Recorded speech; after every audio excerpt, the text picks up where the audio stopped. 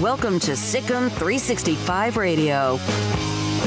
That's Smith in motion who caught the first touchdown. Now he's going to throw and open his hole. Touchdown for the Hilltoppers.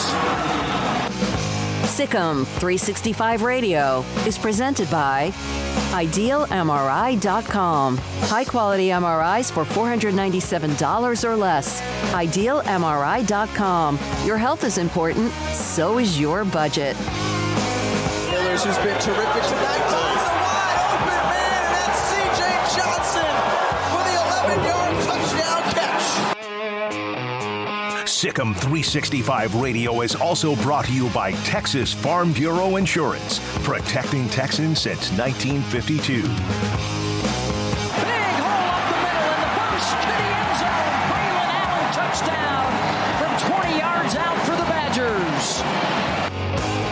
Have you subscribed to our YouTube channel? Search 365 Sports on YouTube. Brought to you by TFNB, your bank for life. Bowling Green on the return. That's Teron Keith. He's got room. One guy to beat. He's by him. Keith to the end zone. Touchdown. A 75-yard kick return. And Bowling Green is on the board here in the third quarter. Now, here's David Smoke. Well, hope you've had a great Christmas break. And as we head into the New Year's weekend, David Smoke and also Garrett Ross in studio. We were here last Friday, remember, the day after the ugliness of what happened to Baylor against Air Force in, of course, the Armed Forces Bowl in Fort Worth. And the weather then was miserable for 3 to 4 days. Finally opened up a little bit the last day or two.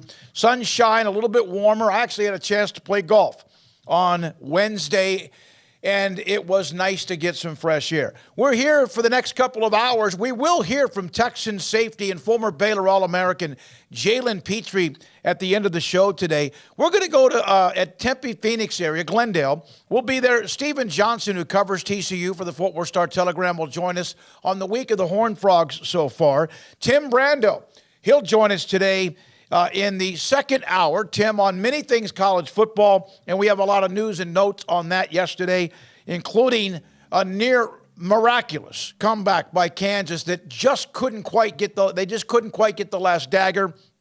And then also a hell of a day for Texas Tech involving news on Joey McGuire and them also winning their 8th game by blowing out Ole Miss. We'll discuss the college football semifinals, not with just Stephen, but also with other notes. And the Cowboys are playing tonight in the NFL against the Titans, who are just absolutely just basically all but just riddled with the injuries. And the Cowboys are about to play another game against a backup quarterback. Remember, last week they did that. Jalen Hurts was out. Now, the Cowboys, of course, had a great run with their backup in Cooper Rush that allowed them to more than just tread water while Dak was out. And the Cowboys will play whoever the hell the quarterback will be, Carson Wentz, I guess, for Washington to close out the year. Not sure of the ramifications for that game because Washington is still in the playoff hunt. The Cowboys, of course, have clinched and have been for a couple of different weeks. So we will also look at the bowl schedule. Big 10 or Big 12 teams, who has won, and also who is playing. It's a day today when both Texas and also Oklahoma, the two teams eventually leaving the Big 12 after what looks like at least one more year with the Big 12, they will be on display as they're in bowl games both in Florida and also, of course, down in San Antonio. So all of that we'll have sports tonight at 10:30 on the CW channel. Garrett Ross running the mothership.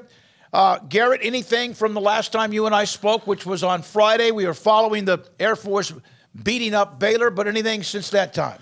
I think for me, really just watching that game last night between Kansas and Arkansas was a lot of fun. I think coming into that, we really didn't know what to expect. Jalen Daniels has been out for quite a while, and I know he came back late in the season, but that time off, how would the chemistry work? That game was a lot of fun to watch. I think Kansas really showed a lot of heart, a lot of character of Lance Leipold that, coming out through them. That game was just really tremendous. It was a lot of fun to watch. Keishawn Boutte, I think, announcing for the draft from an LSU fan perspective was something that caught my attention.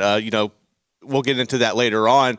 But I think just overall, we're setting up to have a really good bowl season. I think you're starting to see that after the past couple of days. These games are starting to pick up, and I think it's only going to continue. But those are some of the things that really caught my attention since we last spoke. Yeah, and I mentioned, and by the way, there is at least a name that is not new who might be rejoining Baylor as they are searching for a defensive coordinator. A report yesterday, we'll have that in just a little bit. We're going to hear from Stephen Johnson here momentarily.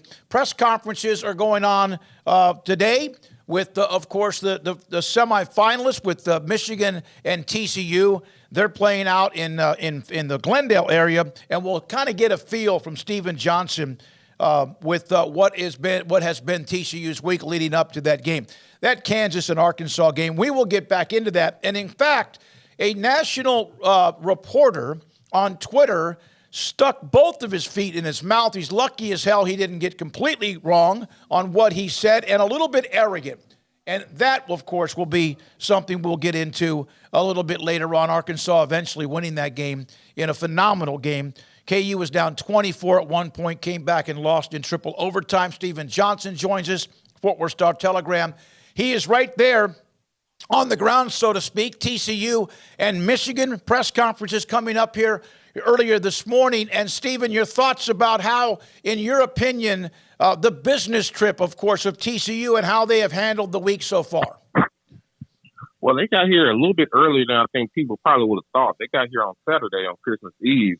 And it really wasn't a business trip those first couple of days. They got to chill, relax, hang out with the team, hang out with the guys, and things like that. But I would say these last couple of days, starting on Monday, it's really been all business, man. They're focused on Michigan. They're doing a really good job, I think, of not getting bored with the process, man. When you look at the team for however weeks, like 3 weeks or whatever the case may be, it can get a little tiring, man. But from what I can tell, man, TCU is locked in and they're ready to prove they belong on this stage, man. Do they have a chip on their shoulder? Or they've proven themselves. Don't get me wrong. I think they're fantastic in what they've done, the story from start to finish.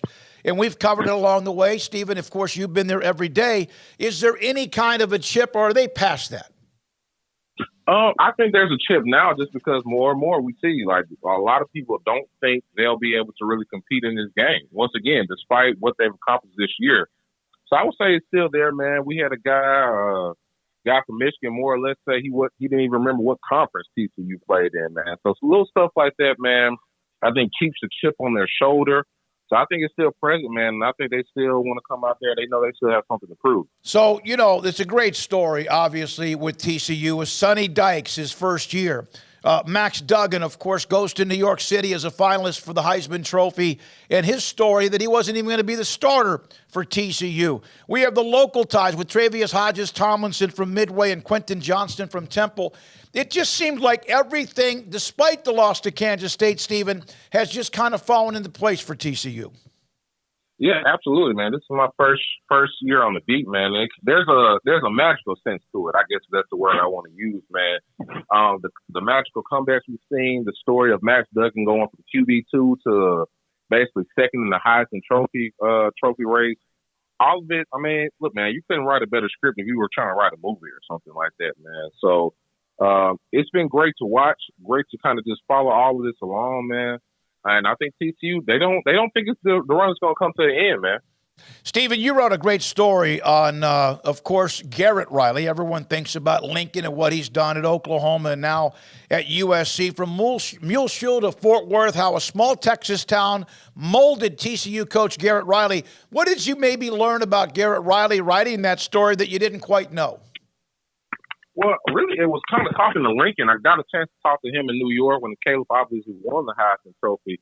But just knowing how their background, it's a very small town, but those coaches and their parents really just had this really profound impact on that, man. And it seems like they were both really good kids. I didn't know Garrett was so good as an athlete. You know, I think he was the AP two-way offensive player of the year, went to Texas Tech, then walked, and then went to Stephen at Austin, where he had led the Lumberjacks to the number one offense, number one passing offense. So I didn't know he was that good as a player. So that was probably the biggest thing, man. But just getting a chance to learn about their background. It's kind of crazy that small Texas town has now produced arguably the two brightest minds, offensive minds anyways, in the college football landscape.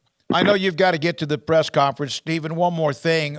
Obviously, keys to the game, turnovers, one team if they're a little bit uptight or someone who plays a little bit too loose, vice versa.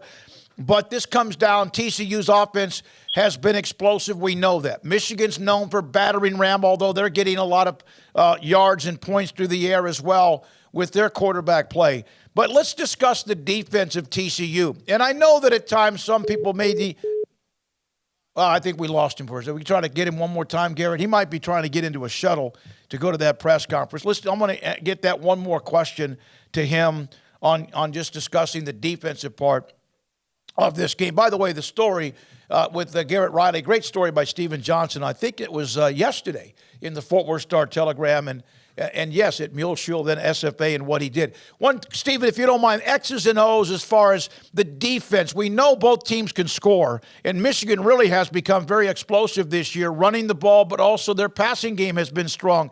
Your thoughts about TCU, Michigan? Everyone looks at Michigan and they know they play great defense, but I always reflect back on TCU in Austin against Texas and what they did that game. Is that going to be down? Is that kind of the key to this thing? Yeah, absolutely. Sorry for the technical difficulties. That's but okay. I think if you're TCU, the biggest thing I kind of talked to their DC, Joe Gillespie, about was he said TCU has about two players to really kind of get settled in and really get adjusted, man. The thing for him is he wants TCU to start fast. You know, those first couple drives are going to be key, man. If they can go that first or that second drive without giving up some points or maybe just a field goal, I think it really bodes well for TCU's chances. Michigan has never seen a 3-3-5 defense before. They're used to, seeing your more standard defenses, your 3-4, your 4-3. So I think that can give TCU an edge in terms of just, hey, man, it's kind of hard preparing for something you haven't seen before, and then TCU does it so well with the speed they have on defense. So I think both teams are really good at finishing games, especially in the second half. But the game is like Texas. If this a one-possession game at halftime, man, I got to tell you, I think TCU's going to pull it out if it's close at halftime. Stephen, thanks for being on today. I know it's a busy, busy time for you. Good luck this week and enjoy, and maybe you have another week of TCU football. No matter what, it's going to be a fun offseason to watch what goes on despite whatever happens this weekend or next. Stephen Johnson, Fort Worth Star-Telegram, and again in Glendale, where both TCU and Michigan are one of the semifinal games. Let me address this on the chat room. We are early and live today. Our schedule during a lot of the holidays, we have had some of the best of shows. For example, on Wednesday, it was looking back at interviews we've done this year that no one could have seen what happened involving TCU. So we look back at one of our interviews with Sonny Dykes, the head coach, Travius Hodges Tomlinson from Midway, and Quentin Johnston, the wide receiver who had that explosive start from Temple High School for TCU. Earlier in the week, kind of the year that it's been for the Big 12, from the new commissioner in Brett Yormark to other interviews, including Bob Thompson, Fox Sports executive, former executive on the Big 12's new contract deal, and a little bit of that too. So today, we're early. Our holiday schedule, we will have this live, and a lot of you did get the alert, and we're going to get to the games from yesterday, a little bit more about Kansas and their game with Arkansas, and of course last night when Texas Tech just beat up Ole Miss. We'll get to that and much more. Plus Tim Brando will join us in about 45 minutes. And we have some other stories in college football that we'll get to as well. Let's go ahead and do a little bit with the chat room, and I'll go down the list from LT. Why are we on live at 9? I just explained that. We're doing it earlier today, just the holiday schedule. We'll do this again tomorrow. Paul will be doing the show tomorrow. He's been in Nashville for the last week. K-Do, good morning from the heart of Jayhawk Nation. We are going to get into Jayhawk Nation, the football team, and what Lance Leipold and the Jayhawks almost, in fact, they did pull off. They just couldn't get the final dagger. Also from K-Do, tough loss. But man, KU fought, never gave up. Great future ahead. You're exactly right. Old Texas Tech man, Texas Tech kicks SEC butt.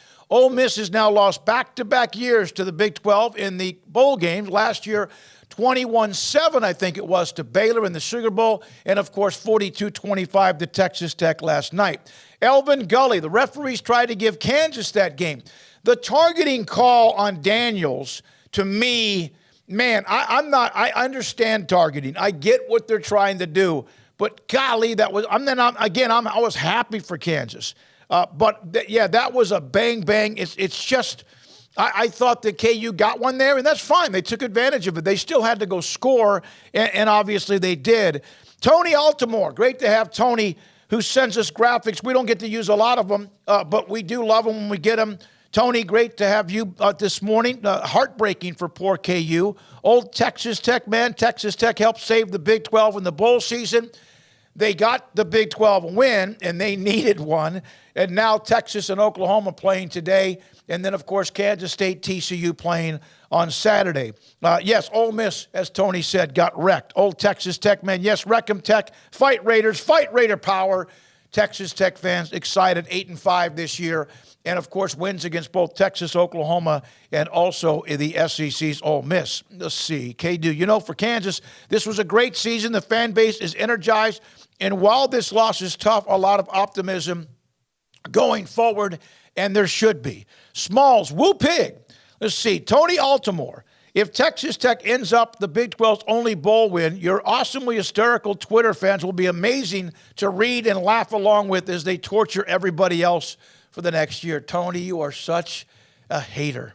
Tony's a Pac-12 guy. So there's been that Pac-12 and Big 12, the fan bases and even media and all that. We've tried, and I think we've been above all that. But Tony, you're going to the Big Ten, and USC, of course, still has a game to play. Roger, it's early.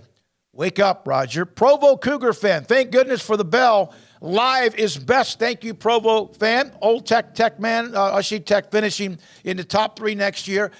Don't worry about next year. Don't worry about next year. In fact, the media and also the coaches' polls, that comes out in late July. Don't worry about next. Enjoy now. Enjoy 8-5 because look at teams that last year finished strong and, man, thought that this was going to be even better in some cases, and just enjoy the now. I've always tried to do that, especially with some programs that have not had a lot of success. And I'm not saying that. When Texas Tech's been up and down, that's why there was a coaching change, even though last year they were a bowl team. Enjoy now. Enjoy the moment. Signing day's over. There'll still be some added transfer portal. And, of course, there's another signing day in February. Enjoy, sit back and enjoy now after the win for Texas Tech last night. Who knows about next year? I don't. Look at the preseason polls. 2021, Baylor ran it and went 12-2. Look at this year where Texas Tech was at the bottom. TCU near the bottom as well, and look at what they've done. That's why they're so much fun. From Elvin, Hogs were down a bunch of players. I saw that. They had 51 scholarship players. 51 scholarship players dressed for Arkansas in that game. But they did have a big lead, 24 points despite that, because they did have a lot of their good players as well. And then, of course, it was hold on to your you-know-what until they got into triple overtime. From Tony to Keaton is an awesome guy. Keaton Slovis, of course, transferring. And he's a great catch for you guys as far as him headed.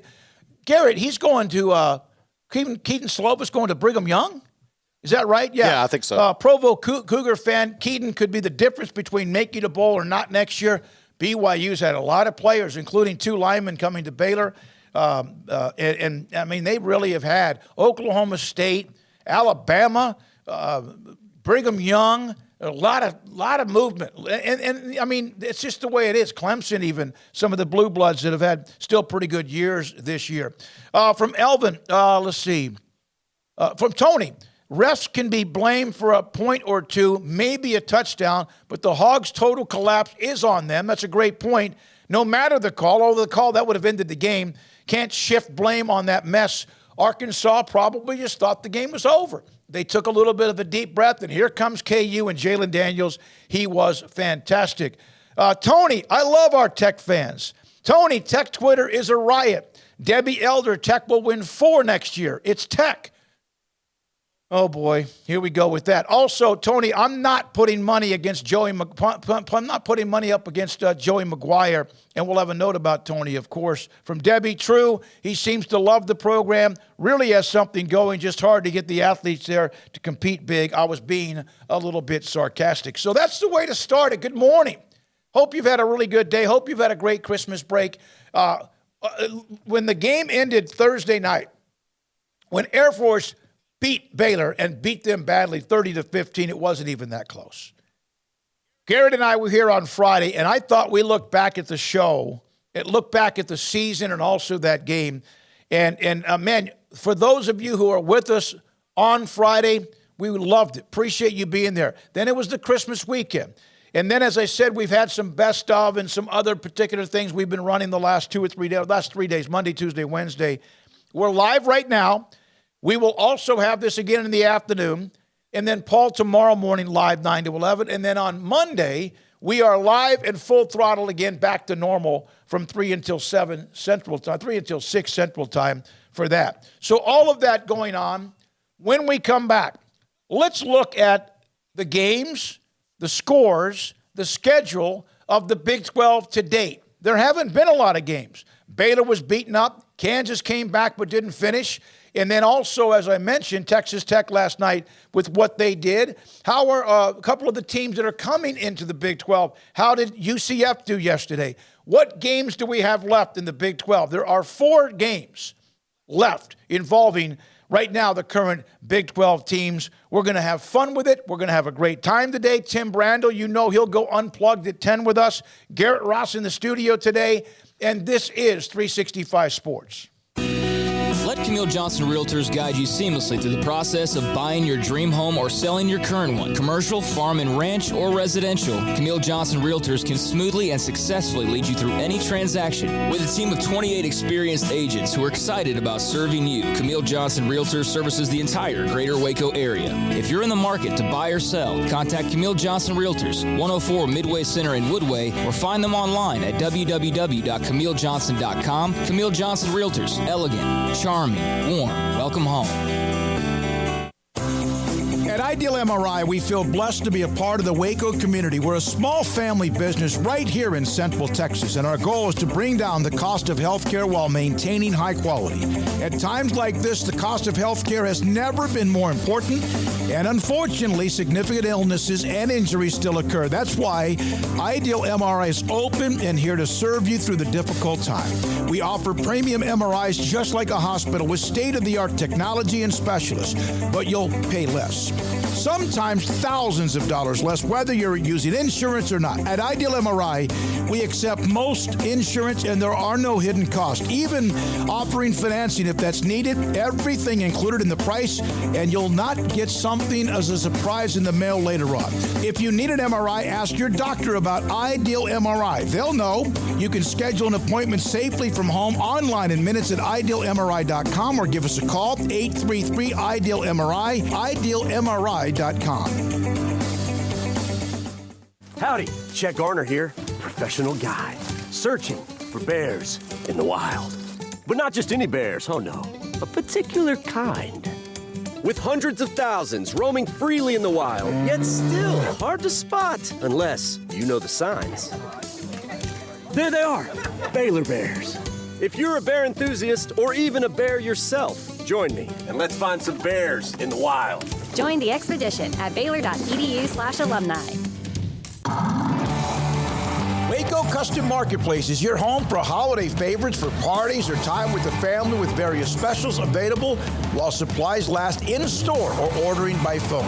including 8 to 10 pound half spiral hams at $4.15 a pound, 12-pound pit hams at $4.35 a pound, 8 to 22 pound bone-in hams for $3.40 a pound, 14 to 16 pound whole raw turkeys at $2.85 a pound, and $4.80 a pound for 9 to 12 pound whole smoked turkeys, 6 to 8 pound mini pit hams for $5.99 a pound. Limit 4 of each item per customer. Call in advance to ensure availability or drop by Waco Custom Marketplace, 425 Lake Air Drive in Waco. Waco Custom Marketplace, your full-service butcher shop for customized orders or cuts of your favorite steaks or beef tenderloin or specially ordered prime rib roast. WacoCustomMarketplace.com.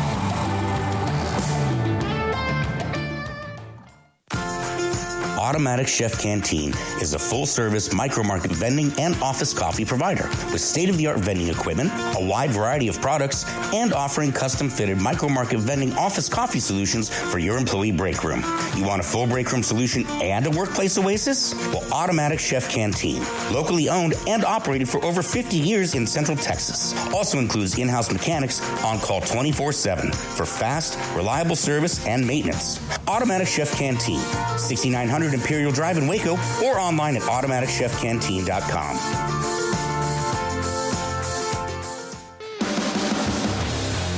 This is Sikkim 365 Radio. Text us at 254-339-1122. The Sikkim 365 Radio text line is sponsored by Riverbend Liquor and Wine, with the most extensive variety of craft beer in Waco. A hidden gem on Lakeshore Drive and 19th Street. All right, so some sports news, college football news, and also we'll look at the Big 12 as far as yesterday, today, and also this weekend. Bruce Feldman, yesterday, this was actually when Oregon was playing, put out a note about Oregon co-defensive coordinator and safeties coach Matt Pallage has at least emerged in his opinion, based on his sources, as the target for the Baylor defensive coordinator position. Now, he's 35, 2 years with Dave Aranda at Baylor. He was the safeties coach and special teams coordinator. Leave that up for a second, Garrett. The two spots, now Baylor had some things obviously go wrong this year, but the backside of the secondary, when you lose who they lost at the safeties position, and especially NFLer and JT Woods, but special teams was also, it just never had any cohesiveness, whatever the reason. And I'm not going to blame it on Ronnie Wheat, but he was in charge of special teams. And when Pallage was there, special teams were good. Now, he was also there when they were 2-7. But the 2021 team was just really, really good across the board, and a lot of it, of course, had to do with some of the players they had. Now, another note here, Colt Barber today in the premium section mentioning that and it's an obvious name that you would think at least has had conversations with Dave Aranda. It was Jim Leonhard at Wisconsin. They played a couple of nights ago against Oklahoma State, and then also a name, Pat Toney out of Florida, who's their co-defensive coordinator. Those are some names that you can look at. But Bruce Feldman had that note on Matthew Pallage to be at least one of the names you can look at if Dave Aranda pulls the trigger on a defensive coordinator, which, of course, after Ron Roberts was fired, he's now at Auburn. He landed on his feet pretty well, but now Pallage appears to be one of those names. Leonhard is one that makes a lot of sense. Now, there's also a little bit of there's something about getting to January 1st on assistant coaches and coordinators as far as getting their entire bonus money. It's also waiting until they play. Well, Oregon played. They're done. Wisconsin played. They're done. So we'll see how that Dave Aranda juggles, if in fact any of those are also ones interested in being the defensive coordinator. All right, there's that. Joey McGuire, Texas Tech last night, winning 42-25. Obviously, he was given a 6-year contract extension. Kirby Hocutt saying that he feels like the best days are ahead for Texas Tech. Joey, with this 8-5 year, this is before the bowl game, 8-5 after the win last night when they beat Ole Miss 42-25. He gets an extension. Now, we've discussed this, Garrett, before. I'm thrilled for Joey. I'm thrilled when Dave Aranda got his extension, of course, last year. But we've seen some that you gotta go, whoa. now we're stuck with this. And this is not to say that Mel Tucker won't have great success at Michigan State. That's a monstrous extension that he got, among some others. But we've discussed this before. This is not in reference to Tech and Joey. Thrilled for Joey. In fact, texted him last night after the bowl game and said, hell of a year, I know you want more. But it's almost as if you're competing or bidding against yourself when you see these early extensions. Once again, thrilled for Joey McGuire in Texas Tech. But you wonder sometimes if it's a little bit too premature with across the board around the country. I think technically, each situation is different, right? But in Joey's case, I think when you look at him, you see that he wants to be at Tech for the long haul. I don't think that there's any concern about him billing for necessarily a Big Ten or an SEC job in the next couple of years because of the money. I think in some situations you might have to worry about that, but at Texas Tech you don't. I don't understand why you rush this. Maybe give him a couple more years, see if you could pile up back-to-back 8-win seasons. Because, I mean, look at Baylor this year. It's a prime example of you had everything on the table. You took care of everything last year. You won the Big 12 championship, and it wasn't the same the next year. I think you need more balance. You need more time. And the Tech's not a place like Texas where you're going to have so much outside influence negatively impacting your program. You're not going to have to worry about that there. So I feel like they kind of pulled the trigger a little bit too early. I think Joey wants to be there for the long haul. And if you would have waited a couple of more years, let him put back-to-back seasons, get the recruiting classes rolling, I think it would have made a little more sense. But I think this is more kind of like you're jumping the gun. This is almost a Christmas bonus type thing. For example, he gets an extra $1 million per year through 2028. He also will get $100,000 annual raises, topping out at $4.6 million. And by the way, if they go 8-5 again next year, or even let's say better, and in the Big 12, who knows, man? You get caught in the dishwasher, and you could be bouncing around all over the place the way the conference can be. And my God, just think about what it's like in men's basketball. But in football, you can go 8-5, then you can go 5-7. Or 5-8, or not 5-8 because you wouldn't get to a bowl game. Baylor 12-2 to 6-7. So it's. But one of the things it's the first time since 1995 that Texas Tech had finished the regular season with a 3-game winning streak. It's a program that has had some highs, but not many of them. And this year, they feel like they have the right person, the fit with Joey. Congratulations to him. And in fact, Joey, in the statement, we firmly believe the success our team has experienced this season is the standard for what is yet to come.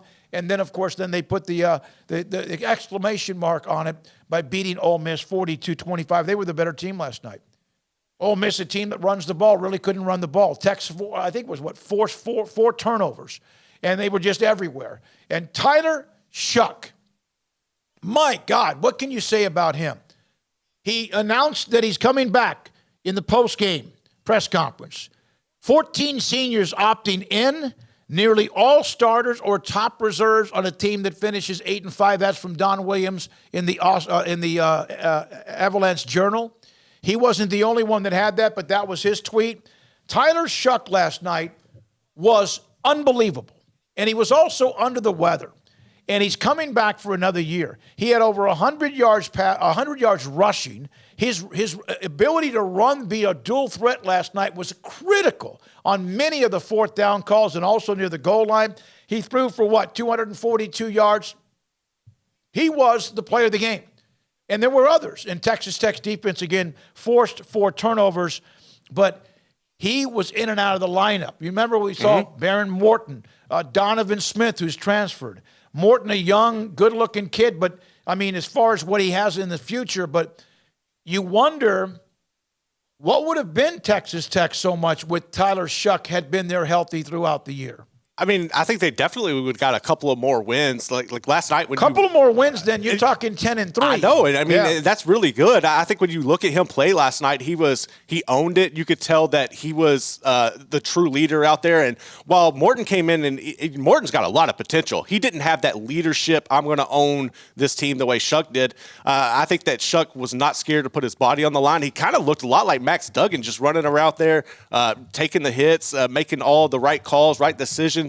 He's a lot of fun to watch. And I think you're going to see a lot more of these teams like Texas Tech across college football, where if you have the NIL initiative in place, you're going to see a lot more guys come back, and it's going to be like college basketball now, where you're getting older and your teams are staying older. If you can keep a cohesive unit and you can battle, you can keep people from poaching your players, and you have the right system around you, I think you're going to see a lot of these teams like Texas Tech be here for the long haul to stay and make things really competitive. And it's good for the Big 12 as a whole when you have teams like Tech and they're coming back. When you're bringing in UCF and everything, it's going to be a lot of fun. But they're in a really good place right now in Lubbock. Yeah, they are. They are, and Joey gets the big deal. And it's not an extension. They redid this. They redid the contract, so good for Joey McGuire. And then a couple of nights ago, Oklahoma State in a game that was was Wisconsin kind of turned it into a little bit more of a slow, maybe bake. Mm-hmm. Wisconsin beating Oklahoma State, and there have been rumors that Oklahoma State would be having some coaching changes. It is part of, and in fact, it is part of the business. And really, we mentioning Joey McGuire. Remember, he left midweek, a little bit past the midway point last year for Baylor. You're seeing that more and more. Well, because there was a coaching change at Tech. Tech did not want to wait too long. They saw and they wanted this guy. They got him. It's like with Scott Frost being fired, 3 games into a season. They just, more and more coaches are getting fired earlier. And it's also teams trying to get ahead of the curve. Oklahoma State, there's been thoughts they're going to have a few coaching changes. The offense has been somewhat erratic. Of course, Spencer Sanders he's gone. And they kind of had the really nice win against Baylor, 36-25, and it looked like, okay, everything's fine. But here is Mike Gundy following the game in the loss to Wisconsin, a reporter asking what is a fair question, a legitimate question, and there could be a way you word it differently, but here's Mike Gundy, and here's the question first. Earlier, and with the portal now, staff changes happen earlier and earlier in the year. We haven't made any to your staff yet to anticipate that happening between now and next I can't do it. You're moving the mic.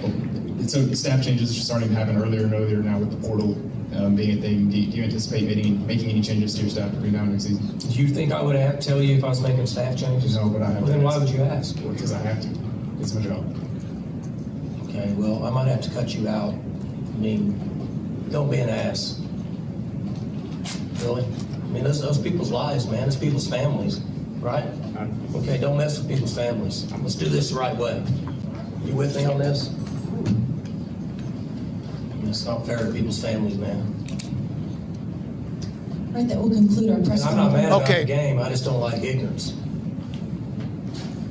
We'll conclude our press conference with Oklahoma State. Mike Gundy had that famous "I'm a man, I'm 40," and it really, and I've said this, and if you've listened to us, especially the last year or two, I have really enjoyed kind of like not just listening to Mike Gundy in some post game, whether it's against Baylor or anyone else. He really, to me, had everything really under control. His emotions and so much more. Everybody has your moment when you lose your mind. I've had it on this show. Everyone has. Well, maybe not Paul. Well, Paul went, like when we questioned the top 5. Craig's just kind of there. Craig's not going to let, his emotions are inside. Mine are right here on the sleeve. But it's been a tough year for Oklahoma State, just like it was a team that was also favored to win in Baylor. Dave Aranda never lost his cool. Different personalities. Mike Gundy, again, more outward. Maybe not so much confrontational, but a little bit. He's not afraid to say what he feels. But that was different today. That was different 2 nights ago. I didn't like that look. And I really do like Mike Gundy. The reporter was doing his damn job. Is there a way to ask that question differently? I think he was trying to. I'm going to cut you out, is what Mike Gundy said. What do you mean you're going to cut him out? You're not going to ever let him answer a question or ask you another question? Are you going to neuter him? Are you going to censor him? And I don't even know who the reporter was. Doesn't matter. He was asking a legitimate question. Could it have been something he asked on the side? Maybe he wouldn't get a chance to get off to the side with Mike Gundy. I get the emotions, and I also understand Mike Gundy talking or discussing or mentioning that there are families involved. We get that. Absolutely. And sometimes we forget that as whether media and or fans. But the question was okay. And I thought everything Mike Gundy said in his answer, he can get pissed off. He can go say whatever he wants. He can do this. He can do that. He can say whatever. He can mention family. He can say, but for him to say, I'm going to cut you out, what did that mean? If I was covering Oklahoma State, you're going to cut me out? You're going to cut me out of ever being a part of another press conference? Are you going to cut me out or cut me off asking the question? It can't always just be cherries and whipped cream and, I didn't understand Mike. Frustrated because of the season they had, frustrated because of another loss, frustrated because of expectations. But I thought he got a little bit edgy when there was no need to be edgy. And I thought the reporter, I don't know how I would have handled it. I would have probably fired back again. Cut me out? What are you going to cut me? You're going to cut my abdomen? You're going to, and I know that's not what he meant. I just didn't quite understand. I'm going to cut you out. I didn't like that at all. I didn't like that at all. I think that was an ego thing. I feel like Mike Gundy, there's a lot of these coaches right now. I think Dabo's one of them, where they're trying to do a lot of soul searching. The game has changed. There's a lot more outside factors driving teams. Even going back to Friday when we had Dominic Richardson on, just listening to him I think you did a great job of asking him about why everybody's hitting the portal at Oklahoma State. And his answer, I think you can kind of read into that the culture there isn't what it used to be, in a sense. If I'm reading between the lines, that's what I took away from it. I'm not saying that's what Dominic said. That's what I took away from it. But I feel like right now Oklahoma State needs to figure out what they want to be. The landscape is changing. Do you want to be a mediocre program? I think the pressure is starting to mount on guys like Mike Gundy, and I think that was really it coming to a boiling point and overflowing indirectly towards somebody else. It was coming up after a loss. Yeah. It was coming up after the last game of a disappointing season. Right. But Mike Gundy's been doing this a long time. Now, I admit, and I am more confrontational, and I do have, when my anger flip or switch goes off, it's not good.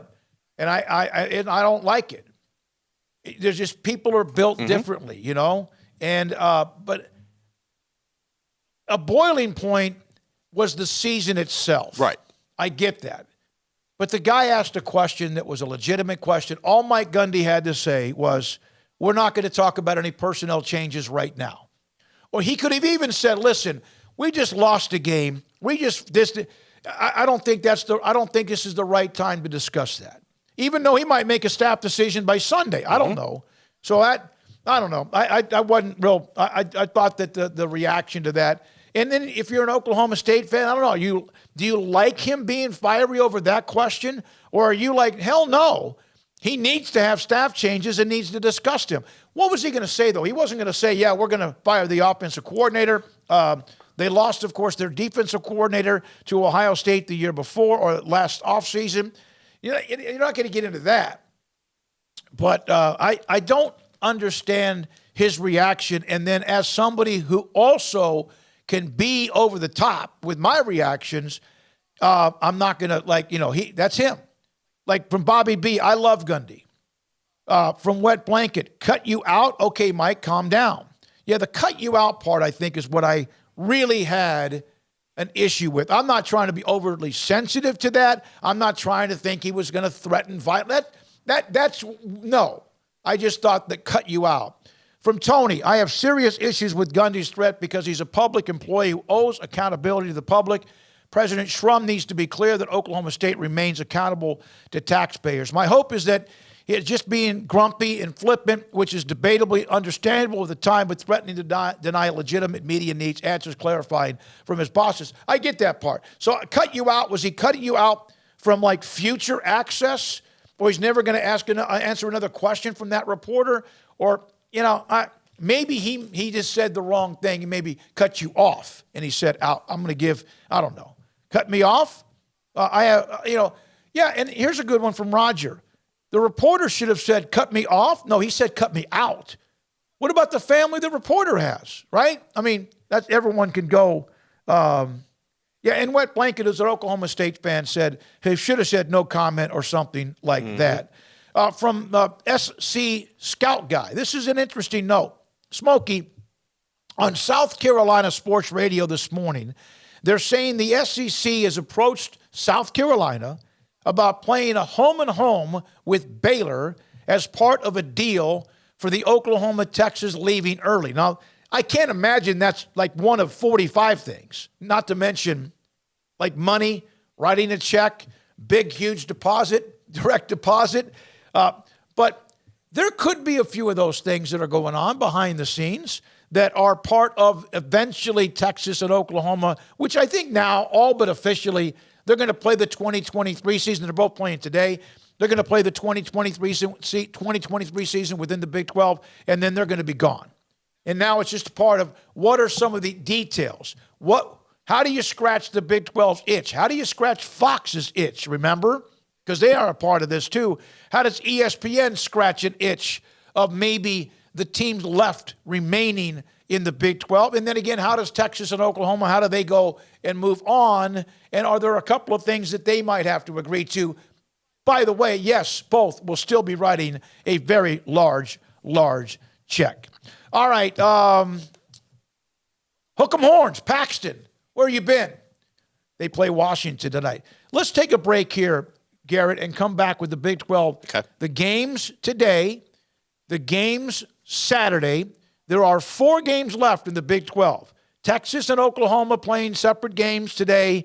Kansas State, TCU playing games on Saturday. We'll look back at that and more. This is 365 Sports. If you're out looking for a great selection of new cars and trucks this holiday season, then shop Allen Samuels in Waco, because we have some of the best deals in Central Texas that will put you in a new vehicle and driving away with confidence. Save big during the Big Finish sales event this month on the new 2022 Chrysler 300 Touring L with total values up to $4,000, plus $500 bonus cash to first responders. Hurry in and wrap up some of the best deals of the year at Allen Samuels in Waco. At Ideal MRI, we feel blessed to be part of the Waco community. We're a small family business here in Central Texas. At times like this, the cost of healthcare has never been more important. And unfortunately, significant illnesses and injuries still occur. And that's why Ideal MRI is open and here to serve you through this difficult time. So if you need an MRI, ask your doctor about Ideal MRI. You can schedule online in minutes at idealmri.com or call 833-IDEAL-MRI.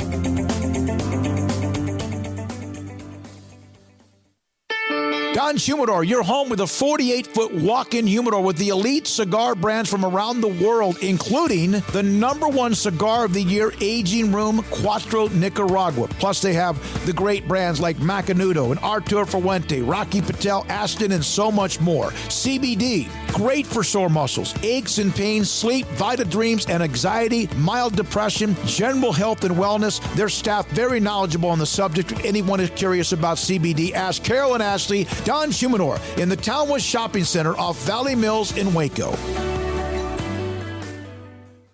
1, 2. I'm in love with a man named Rudy. I'm okay with that. He knows exactly what I want. He keeps me coming back. He cooks breakfast, lunch, and dinner for me. Does the dishes too. I'm in love with a man named Rudy. Last name Barbecue. It sure is easy to fall in love with Rudy's tasty oak smoked barbecue. Next in line.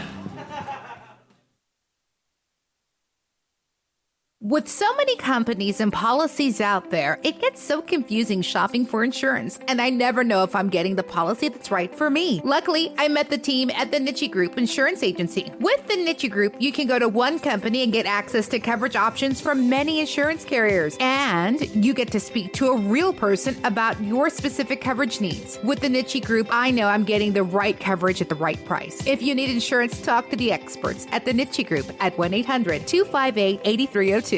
Hi, this is Paul Catalina. I recently got engaged to the love of my life, but the most important thing that I had to do before I popped the question was get that perfect ring.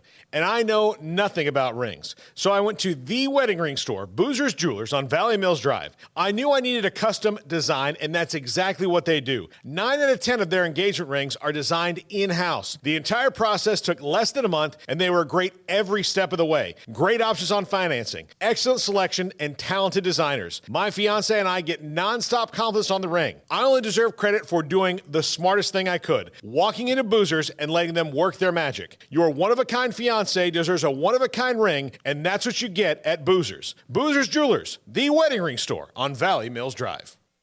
Stepping into the boots of a U.S. Army officer can add confidence and leadership skills to your son or daughter's career path. See all the things they can achieve in our boots at GoArmy.com. U.S. Army Waco Recruiting Company, 254-598-8131 or 254-776-1543. Welcome back to Sikkim 365 Radio.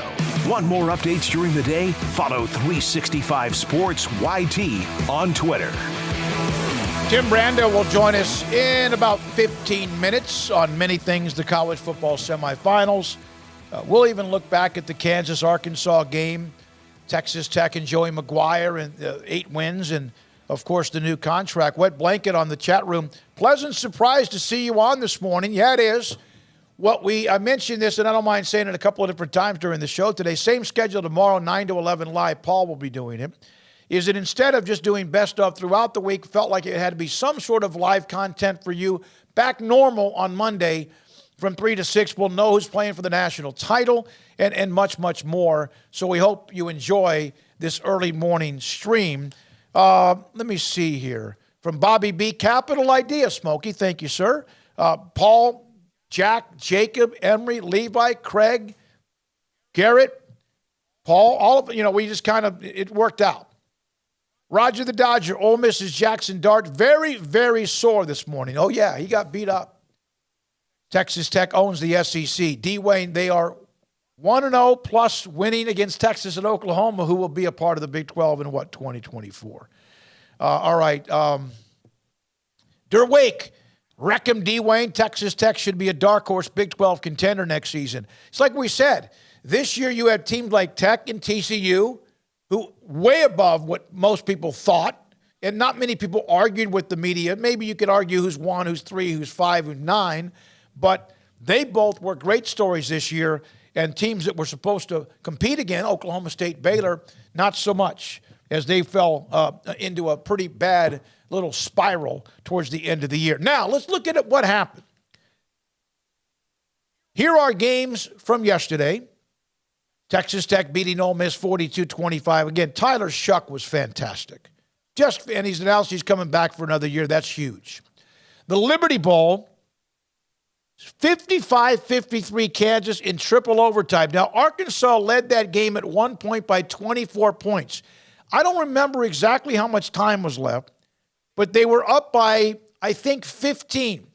A national reporter, Barrett Solly, we've had him on this show from CBS. I responded to his at the bottom. His tweet at the bottom, you can see it a little bit. Kansas was a nice story early in the season. Arkansas is showing why the SEC is so good, though. Middle of the SEC, better than other conferences. That was when they were up 24. Don't you know? That's my response when KU came back and they had not yet tied the game. I don't know how the Arkansas and KU game ends, but Barrett, you may want to tap the brakes. That didn't age very well, even though Arkansas won the game in triple overtime. My only question on the 2-point, overtime, you kick the extra point. Second overtime, you have to go for 2. Third overtime, you just go for 2, right? And Arkansas had a great play lined up, and they scored to take the lead 55-53. The reason Kansas was where they were after the 24-point comeback, and especially they forced a fumble. Arkansas was up 2 scores, and they forced a fumble like inside the KU 35 or 40-yard line, and there wasn't a lot of time left, and that really is what launched the comeback. Jalen Daniels has to have Jalen Daniels, doesn't he have to have something to do with that play to try to keep the game tied and force a 4th overtime? He flipped it back to Bean, who played quarterback when Daniels was out. Hell of an athlete, airmailed the pass. He just had no chance. But doesn't Jalen Daniels have to have the ball? Yes, that was completely inexcusable. Like, I don't understand how you saw it in multiple games. There was a situation earlier in that game with Arkansas where they had the ball at the 50 and they got a little too cute with the play calling. And I think this is a situation where Kansas got a little too cute with the play calling. Jalen Daniels put you in that situation. He was the only reason you're in that situation right there. And to get the ball out of his hand just makes no sense. You had the middle open up all game long. Your tight ends were torching Arkansas. I think you just could have come up with a better play call in that situation. I understand you want to catch them off guard, but, man, when you do not take the ball out of Jalen Daniels' hands in that situation, you just can't do it. There were some throws he made, even when they got the turnover down 15 or whatever it was, even getting them down the field. There were some throws in some tight windows that were phenomenal. And we'll get into that with Drake May and what he can do, and Bo Nix in that game between Oregon and North Carolina. But, yeah, I don't see they ran the reverse. Jason Bean could have, I'm saying, if they run that play and he walks in, it's a great call. I still don't like taking the ball out of Jalen Daniels' hand because there was still a run-pass option, but it was with Jason Bean. And even though he played pretty well when he took over for Jalen Daniels, I want Jalen Daniels to be the one that's going to run the run-pass option. And Bean, there was no chance. You got to at least throw the ball where somebody could catch it. And again, it's easier said than done. I'm not the one in that position. It's not like that was his first ever pass. It's not like he hadn't played a lot this year. But you got to throw the ball up in the end zone, even if you just loft it up like a Patrick Mahomes jump shot. Maybe you get a call. Maybe someone catches it. Maybe there's a pass interference call. I don't know, but that was a tough ending despite. And that doesn't overshadow what KU did. Mm-mm. And with the Barrett Solly text or tweet, the SEC is 1-3, I think. I saw that on the chat room in the bowl games. Now, does that mean they're not good? No. Bowl game records are something you use only when it benefits you to promote who you are. And if the Big 12 runs the table with Texas and Oklahoma, then Kansas State, TCU, hell yeah. But it almost seems like whenever, and again, Georgia might win the whole thing and the SEC could be 2-7 or whatever their record is in a bowl game. But it's just convenient, isn't it, when they are 1-3, you don't hear, well, like I was waiting for the tweet, Ole Miss didn't want to be here. Screw you if you did that, because they wanted to be at the Sugar Bowl last year and they got beat 21-7 by a better team. They got whipped last night by Texas Tech, who was a better team. So that's yesterday. There was one more game at the bottom of that graphic. It was a future Big 12 team, UCF. Duke, Mike Elko, what a great job he's done with Duke. They won. UCF, future Big 12 team, was beaten. Now, today, there's the game in the afternoon, Oklahoma and Florida State. They played for the national title back in 2000. OU shut out. Well, no, it was 13-2. Paul hates to hear that. Florida State really ended the year. What a nice, good, strong finish for them. Oklahoma, Florida State will play in Florida. And tonight, this is a good one. Even with Texas having some opt-outs, Michael Penix, right? Mm-hmm. The quarterback is coming back. 20-12. Texas and Washington play tonight. Two good ones involving the Big 12 for now and eventually two teams a part of the SEC in about a year or so. Saturday, bangers. I thought those one I just mentioned were bangers. Saturday, Kansas State and Alabama. They'll kick it off at 11 o'clock in New Orleans. And then, of course, mid-afternoon, TCU and Michigan in the semifinals. The winner of that game will play the winner, of course, of Georgia and Ohio State. So those are the games from last night, today, and then also the Big 12 scores coming up games coming up on Saturday. When we come back, Unplugged, True Serum. His opinion, and he likes it, and you'll get it. Tim Brando on all we've seen in college football, the semifinal games, and more. This is 365 Sports. Hi, I'm Mark Stewart with Bird Colgan Ford. It's that time of year. It's football season. And BK Ford is a proud supporter of the best high school football teams in Texas, right here in Central Texas. BK Ford is proud to sell the #1 truck in Texas, the F-Series truck, led by our leading rusher, the F-150, 45 years in a row. Lock in your best price and rate today by custom ordering your new F-150 at BK Ford. Simple, easy, trusted. Experience better at Bird Colgan Ford.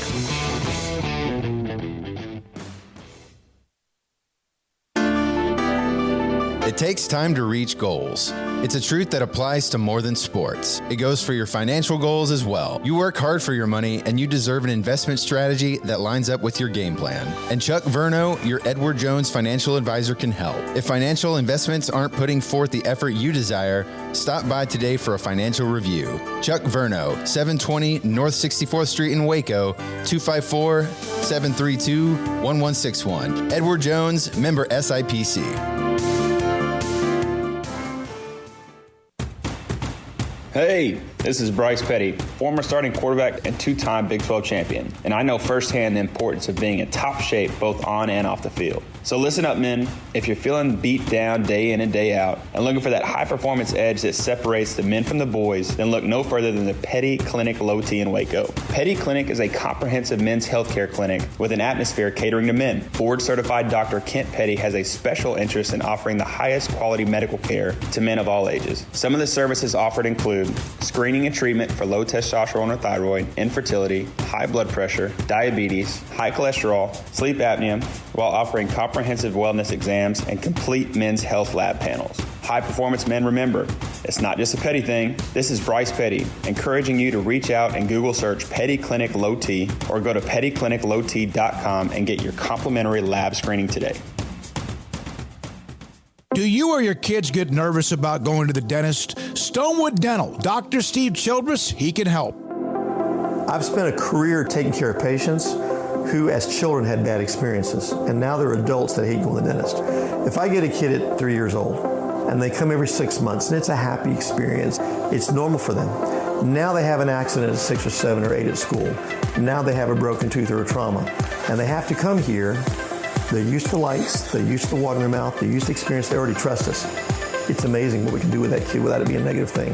But if I see a 6 or 7 or 8 year old that's never been to the dentist, and now they have a trauma or an unfortunate unexpected toothache, it's harder to do that for that kid and it not be somewhat of a negative experience. So bottom line is I try to teach kids and adults and teenagers and everybody the way I'd want my family treated, which is where it's a necessary part of life. You just take care of it. It doesn't have to be that big a deal.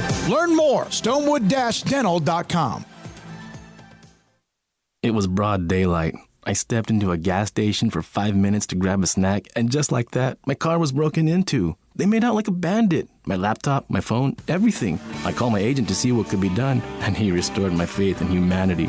My claim was processed so quickly, and I was able to recover my losses. Stop by and see our agents at one of our 3 McLennan County locations. Coverage and discounts are subject to qualifications and policy terms and may vary by situation. Let Camille Johnson Realtors guide you seamlessly through the process of buying your dream home or selling your current one. Commercial, farm and ranch, or residential, Camille Johnson Realtors can smoothly and successfully lead you through any transaction. With a team of 28 experienced agents who are excited about serving you, Camille Johnson Realtors services the entire greater Waco area. If you're in the market to buy or sell, contact Camille Johnson Realtors, 104 Midway Center in Woodway, or find them online at www.camillejohnson.com. Camille Johnson Realtors, elegant, charming, warm. Welcome home. Welcome back to Sikkim 365 Radio. Are you a Sikkim 365 super fan? Then try out our premium subscriptions at Sikkim365.com. All right, we start the second hour, and what a great way to close out the year, but also to look ahead to the next year. College football greatness, of course. We even saw that yesterday. Tim Brando, Fox Sports, joins us as he has many times on 365 Sports. Tim, Merry Christmas and Happy New Year. Same to you, David. Fellas, it's great to be with you. I always enjoy coming on. And, yesterday was fun. A great combination of college football and college basketball yesterday. So I had been away from, with the family and the grandkids and a house full. I really had stayed away from watching too much sports until yesterday. There were some games that did interest me a little bit more than some of the other bowl games that have been played. And then I found myself going, wait a minute. There's this great basketball game between Villanova and UConn on. And, I've already had both those teams just this past week. My last assignments were there.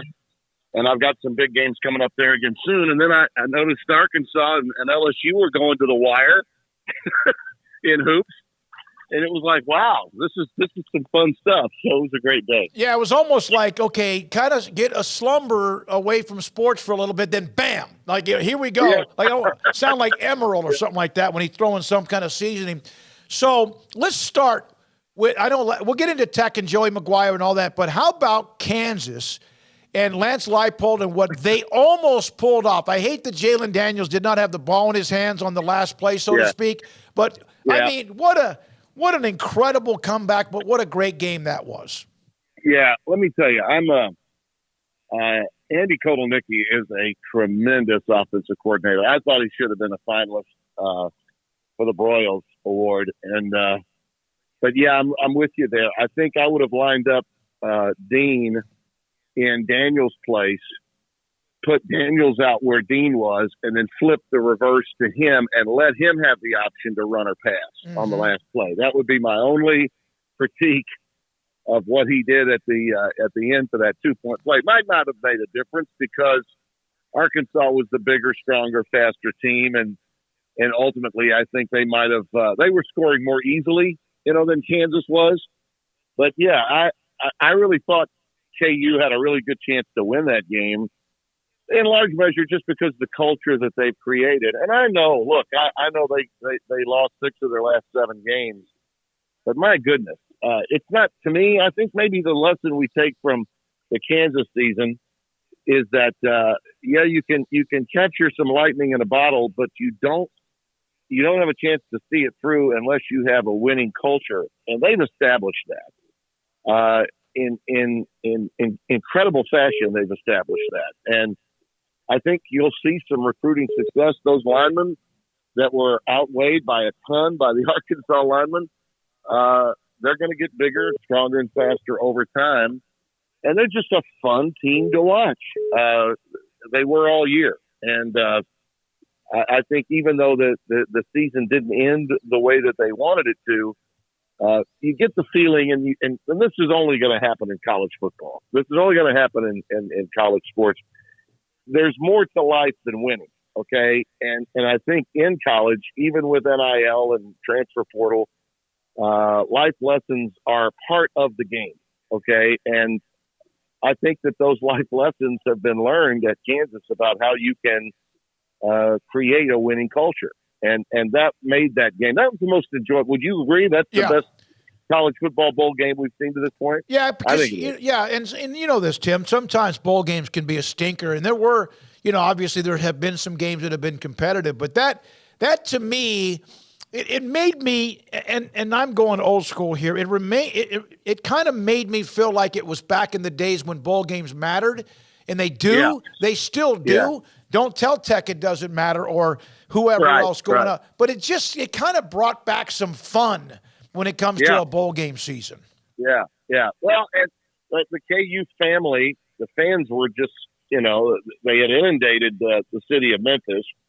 Felt like a home game for them, even though Arkansas is a lot closer to Memphis. And because they had not been in such a long period of time to a bowl game.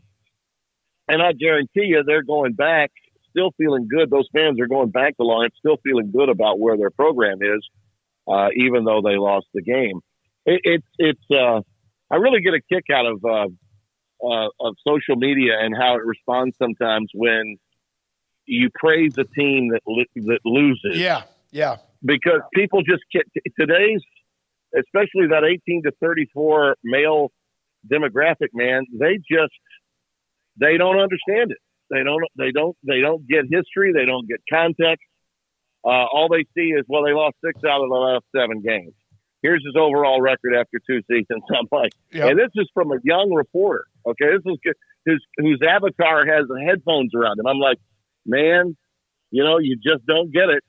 Maybe try me in a couple of decades. Maybe you will. Yeah, no, yeah, and I responded to Barrett Solly, who's really good at what he does, but the comment when Arkansas was dominating about here's a mid-level team and this is why the SEC is just so much better than other conferences. Then all of a sudden, oh my God, hold on to your you know what, and then Ole Miss gets blown out by Texas Tech last night.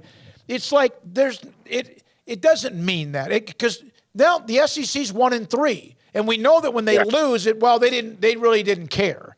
I just don't like that narrative. Yeah, it is. It's built in. It's an elitist narrative that's built into the psyche of the modern day SEC fan. And Barrett, by the way, who is a good guy, solid reporter.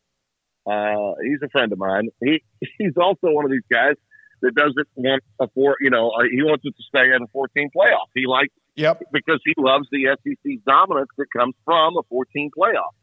It's the mindset of those that are entrenched in the it just means more SEC concepts. And look, that I lived it. I'm part of it. Without my association with the SEC through my 5 decades in this business, I probably wouldn't be where I am today. But I've always been able to take a view from 30,000 feet and get outside the prism of any one particular conference. Texas Tech was tremendous last night, and I thought they'd win that game going away, and they did. But that was a poorly officiated game in a lot of ways on both sides, by the way. And there were some questionable calls in the Kansas-Arkansas game too. Yeah. But my God, it only added to the fun. Yeah, to me, it was like, hey, this is going to be even better now. I mean, but fans can only see, and generally will always see, through the glasses, through the prism of their particular team. They don't know, nor do they care anything about the opponent. And I've always seen it from both sides and always will. So Texas Tech deserved to win that game. But I think at one point Lane Kiffin was so unhappy, he called the timeout just to tell the White Hat what a horrible official he was. Yeah, he did. He was kind of like, Merry Christmas, Happy New Year, but I got to vent a little bit here. Yeah, I got to do this. And then shortly thereafter, they do get a touchdown and they have a chance to go for a 2-point conversion to make it an 8-point game. And there was clearly pass interference. The kid was holding the guy's arm, and the official didn't throw the flag. I think what we see in the bowl games too is these games all have, because of the deal the American Football Coaches Association made. And I'm going to tell you, it's going to be important in the playoffs because crews from conferences that have no relationship with either team are always assigned to these bowl games and to these championship games that are out there in the postseason. And you can get some really bad crews. I mean, the ACC is a bad league for officiating. Always has been in college football. And that was an ACC crew they had last night. I was happy for the kid Shuck, who had been injured much of the season for Texas Tech. Donovan Smith was quarterbacking him when I had him way back when they beat Houston in that overtime game in the second week of the regular season. But for them to finish the way they did with, 4 straight wins or 5 straight wins? I think it was 4 straight wins to close the year. I mean, that sets them up at 8-5 to be a real factor going in to next season. And my God, that Oregon-North Carolina game, we haven't even discussed that one. Bo Nix now says he's coming back for a 5th year, and he just brought his team back again from the dead in the 4th quarter of that game to beat Drake May, who made some incredible plays last night for North Carolina. It was just a great night. Great day and great night. It was. And Texas Tech finishes with a 4-game winning streak. First time since 95 they had closed out the regular season with 3 consecutive wins. Joey McGuire, they tear up his contract. They give him another one, and I love him. And I mean, I'm a friend of his as a guy who covered him in high school as well. But one of the questions I have, this is not about Joey and Tech or anyone else. Do you get the feeling at times, though, that schools almost bid against themselves with some of these contracts, extensions, et cetera, a little bit early? Yeah, big time, without a doubt. That's what happened. That's really what happened at Auburn. They're paying over $30 million now to people not to coach.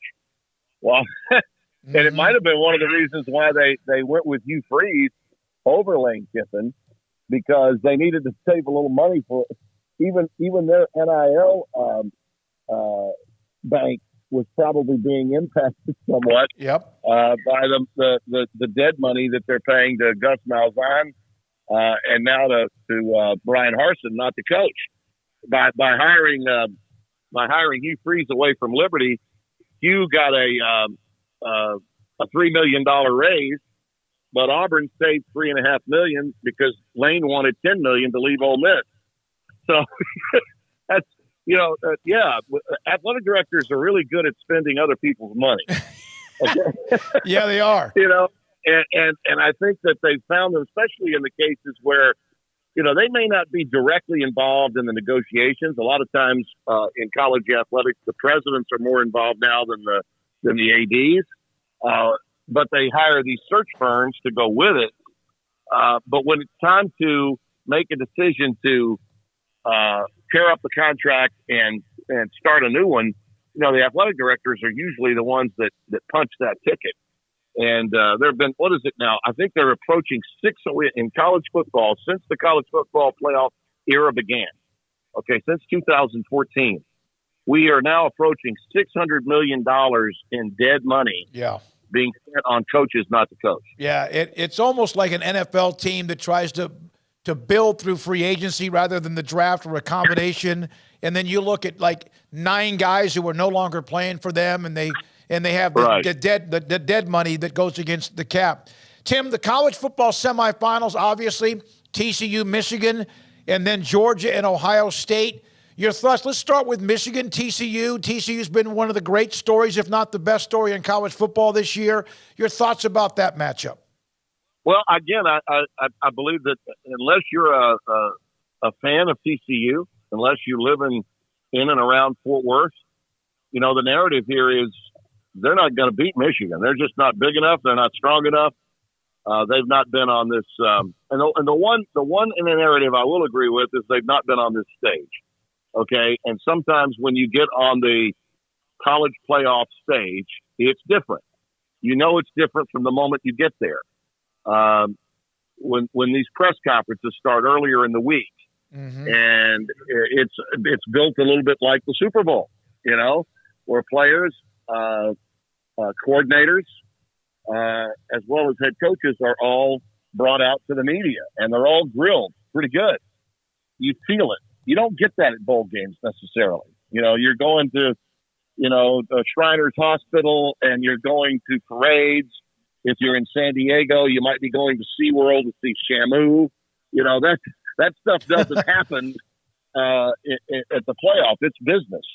And so it feels like, an NFC title game and then a Super Bowl. An AFC, NFC title games are the semifinals, and then the Super Bowl is the next week. So it is different.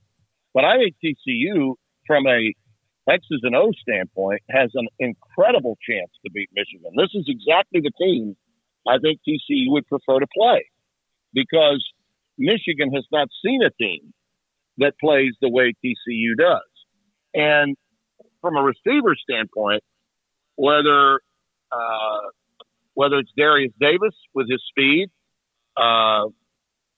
whether it's Tay, who's I think also an outstanding slot receiver, or Quentin Johnston is, in my opinion, short of being hurt and missing 4 games and not having the stats that he needed, he should have been the Biletnikoff winner this year. I thought he was the best receiver I saw, without a doubt. He's a freak out there. I don't know anybody from Michigan that can defend him. And if they get any kind of a ground game going at all with Kendre Miller, I think that TCU can win this game. In fact, I'll just tell you, I'm picking them to win the game. I like TCU. This is the wrong team for Michigan to draw. And I think the Horned Frogs need a good start. I think that's important to them.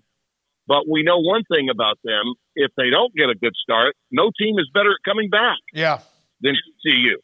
Duggan is the best player in college football. He may not have won the Heisman.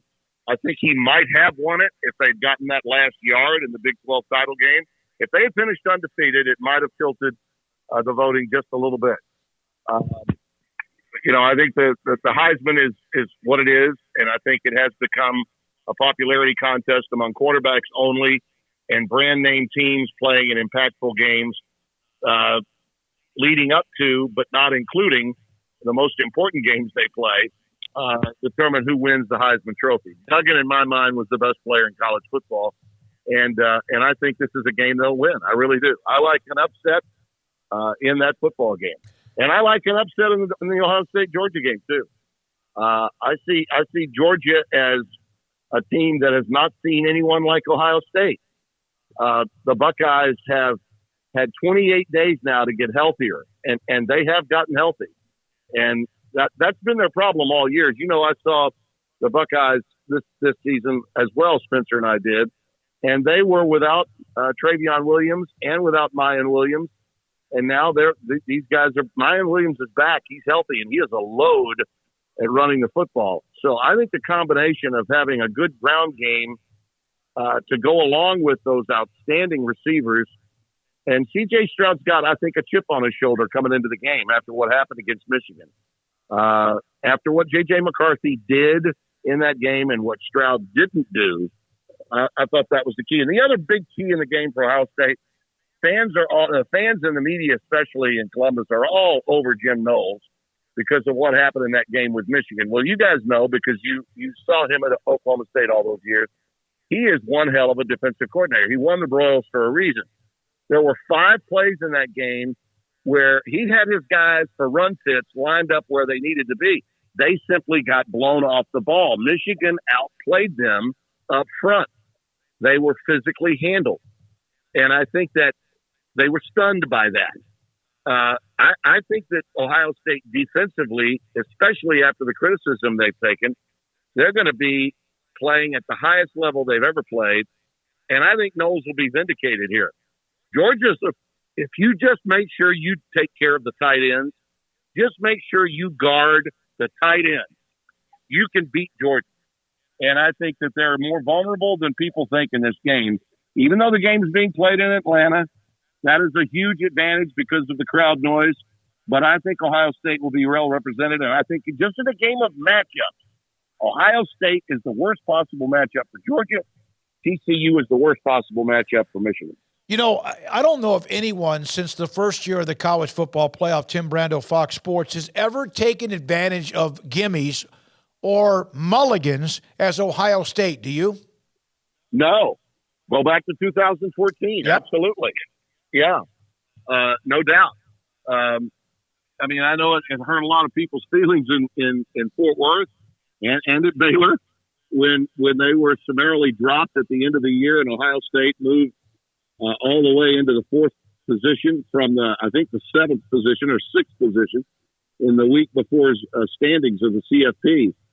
But when they got there, and my God, they had a 3rd-string quarterback that lit up Wisconsin in the Big Ten title game and then went on to win the national championship. When they put Alabama down in that semifinal, that was a shocker, and they were well on their way. You know, you look back at what was happening 8 years ago, and Urban was on his way to winning his 3rd national title. He had 2 at Florida. He had gotten that one at Ohio State when they moved into the 4th spot. He had 3 national titles, Smoke. Saban, I believe, had 4 at that time. And there was discussion about, well, is Urban going to overtake Nick? Yep. Think about that. Yep. Think about that. And then the following year, they lost that game, and I want to say, was it to Purdue or somebody beat them badly midseason? And I don't think Urban's program, from Urban's standpoint, really recovered from that. And ultimately, they were a factor, yes, but they never got back to, you know, the dominance that many people had projected for them after they won the title in 14. I tell you what, it brings me. I'm glad you brought that up because I was just over because during the week between Christmas and New Year's, we're not on all the time. There's some best ofs, whatever. Today we're live, tomorrow we're live. But I started watching the SEC network because something caught my attention about Saban and the way they tie in the historical perspective of coaches coming and going. And there was a part of that with Urban, of course, at Florida, and then Saban's arrival from LSU to the Dolphins and eventually Alabama. That was really I just picked the perfect episode to watch. It was a good one. Oh, yeah. Absolutely fantastic. Yeah, that was that history of the SEC Fritz Mitchell is the director of that. Did a really good job. They got a new one coming out the end of January on the history of SEC basketball, and it goes way back all the way through the beginning. And they actually interviewed me for that one, and they do a great job with that. The other thing that I thought, and I'll heap some praise on them again, that they really did a great job of on the SEC network was when Mike Leach passed away. Oh, yeah. Instead of a week-long memorial to him and all of his exploits, and knowing him the way I did, going all the way back to covering him when I was doing the Jefferson Pilot games with Dave Rowe, and he was with Hal Mummy at Kentucky with Tim Couch. They really got that right. And, the only place you're going to get much college news is on these networks like the Big Ten Network and the SEC Network. And they were must viewing after that. They did a hell of a job. You're right. Tim, with what you brought up with Mike Leach, we haven't spoken to you since that time, and it was like a week of a blur. If you look at, there's certain teams like the TCU story or whatever, wasn't that the story of college football, the death of Mike Leach? Yeah, without a doubt. And, the footprints that he leaves on college football in a lot of different places. And, he and I had some long conversations. I went to a couple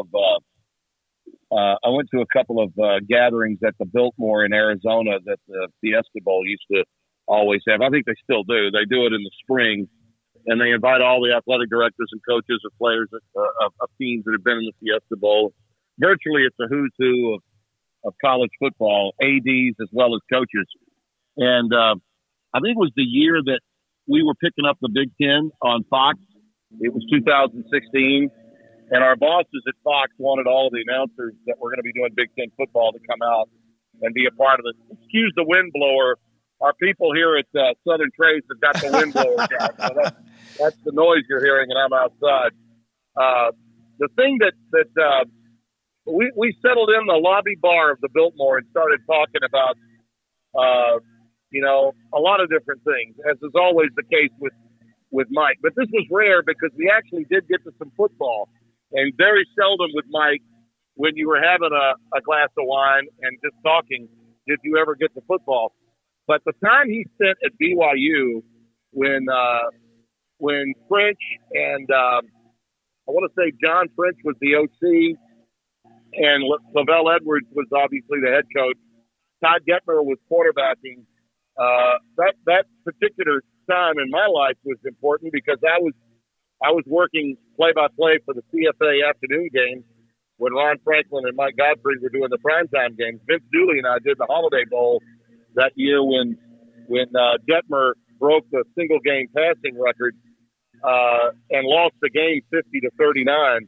So we got talking a little bit about that, and he discussed the influence that Lavelle had, but he was so understated that Lavelle never wanted any credit for what he had done. And in a lot of ways, the foundation for what he would start, the air raid, came from what BYU was doing. Right. And he credited Lavelle big time with that. And then to follow up and see what he did at Texas Tech. And by the way, let's be realistic. It ended sadly and bitterly at Texas Tech. Shouldn't have ended that way. The school looked really bad. And made it look worse over time. And, of course, there was a lot of venom within Mike about that. Yep. And then if you go back and you chronicle, I urge people to read Bruce Feldman's column in The Athletic about his relationship with Mike and how it came to be and the book Swing the Sword and all that. Bruce felt like, and I think Mike felt like, he was done. That because of what happened with Craig James's kid, he would never coach again. And so he winds up doing Sirius XM radio for 4 or 5 years and living out in the Keys and thinking, well, I may not do this ever again. Thank God that wasn't the case. Thank God Bill Moose, the athletic director at Washington State, had the courage to hire Mike and bring him to the Palouse. Because look at what he did there. Yep. Washington State was nowheresville, going nowhere, and had far less talent and far less of a recruiting geography pool to work with than Texas Tech did. And he got them to relevance. Won 11 games a couple of times, was a national coach of the year, made Gardner Minshew a household name for a period, helped get him into the NFL. And then to go to Mississippi State, which is basically the southern version of Pullman. Yeah, there you go. And do the same. And you look at it, and here's the deal. And I came away thinking this from the conversation that I had that night at the Biltmore with Mike. People always wondered what would have happened if Mike Leach had gone to a blue blood or a school that had a lot more history and tradition. And it almost happened at Tennessee. They wanted to hire him. The AD flew out to Washington to visit with him. And then on his way back, he was fired. Yeah. The athletic director got fired. And then Philip Fulmer came in, and they wound up hiring Jeremy Pruitt. That certainly didn't work out. But who's the head coach now at Tennessee? It's his old quarterback at Oklahoma. Yeah, how about that? Yep. I mean, look, and they're running what? An offense that is basically the air raid. The reason why Mike never got a job, Smoke, at a school like that, at a so-called blue blood, is because the presidents of the schools and the athletic directors of the schools, most of them, were scared to death of him. They knew he was the smartest man in the room, and that really bothered them. Yeah. Mike was a guy of great depth, and he was really a brilliant guy, but he was also going to speak his mind, and he would tell you exactly what he thought, and that scares the hell out of academicians and administrators at major universities. It really does. Hey, where he was at. When you was at a place like Pullman or Starkville or Lubbock, you could pretty much say what you want and be okay. Yeah. But not at those places. Not in places like Knoxville, not at Tuscaloosa, not in Columbus, Ohio, not in Ann Arbor, Michigan. Those are different places. Tim, I hope that you're at Southern Trace to go play around at golf, because the weather finally warmed up for us to be able to do that. And go hit them straight, enjoy the round, enjoy the weekend. And again, you've been wonderful with us. We appreciate it, and Happy New Year, sir. They just blew the leaves off the course, so I should be able to blow. Yeah. Hit a ball into those leaves. It's kind of the leaf rule. You just get a free drop. Yeah. Thank you, Tim. By the way, yes, sir. By the way, I like K-State over Bama too. All right, I like K-State over Bama. All right. Take care. Thank you, buddy. All right, buddy. Tim Brando, Fox Sports. He picked K-State, Bama, TCU over Michigan, and also Ohio State over Georgia. Not afraid to make those picks. He also, of course, has been with us about 8 to 10, 12 times during the football season. And that doesn't mean his predictions are always right. He also thought, Baylor was going to play in the college football championship, and he wasn't the only one, and we know what happened with that. Really look at what happened in the Big 12. The top teams at the top, the three teams that were picked, I believe, in the media and even the coaches' poll. Mm-hmm. Excuse me, I got my contact right out. Baylor, Oklahoma State, Oklahoma. I believe in whatever dependent order. OU struggled to get to a bowl game. They're playing Florida State tonight to try to finish on a good high. They still had a great recruiting year. Baylor, we know what happened there. They just blew a tire, 6-7. Oklahoma State lost to Wisconsin. And then at the bottom, just like the year before with Baylor, you have Texas Tech and TCU. TCU, of course, an incredible story. Could be even bigger if they can pull off the win against Michigan coming up on Saturday. Today, you have Texas tonight. Texas and Washington. And then, of course, mid-afternoon, the Oklahoma game with Florida State. When we come back, John Machota, the Cowboys are playing tonight, the NFL. Cowboys and Titans.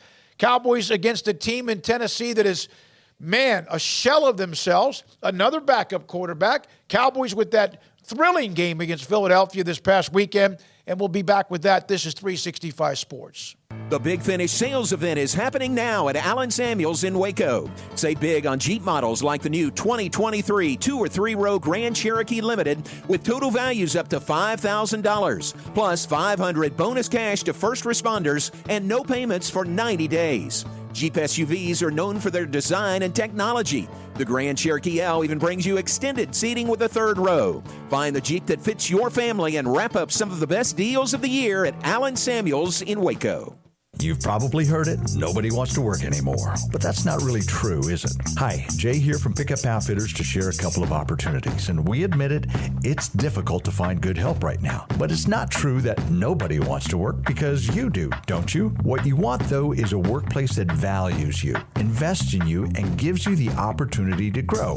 So won't you consider Pickup Outfitters? In preparation for our new location and expanded services coming next year, we're expanding our staff by 2, and we're looking for a store manager, plus an installer and suspension technician. We offer competitive pay and bonuses and great benefits. We have health, vision, and dental insurance, matching 401k program, generous PTO policy, and the opportunity to attend trade shows, plus lots of other perks. But just as important, we work to improve our employees and treat them with respect. We take pride in our family atmosphere. I mean, we are a locally owned company. So please check out our opportunity online on Indeed or come by Pickup Outfitters, 220 Lake Air Drive in Waco. Hey, this is Bryce Petty, former starting quarterback and 2-time Big 12 champion, and I know firsthand the importance of being in top shape both on and off the field. So listen up, men.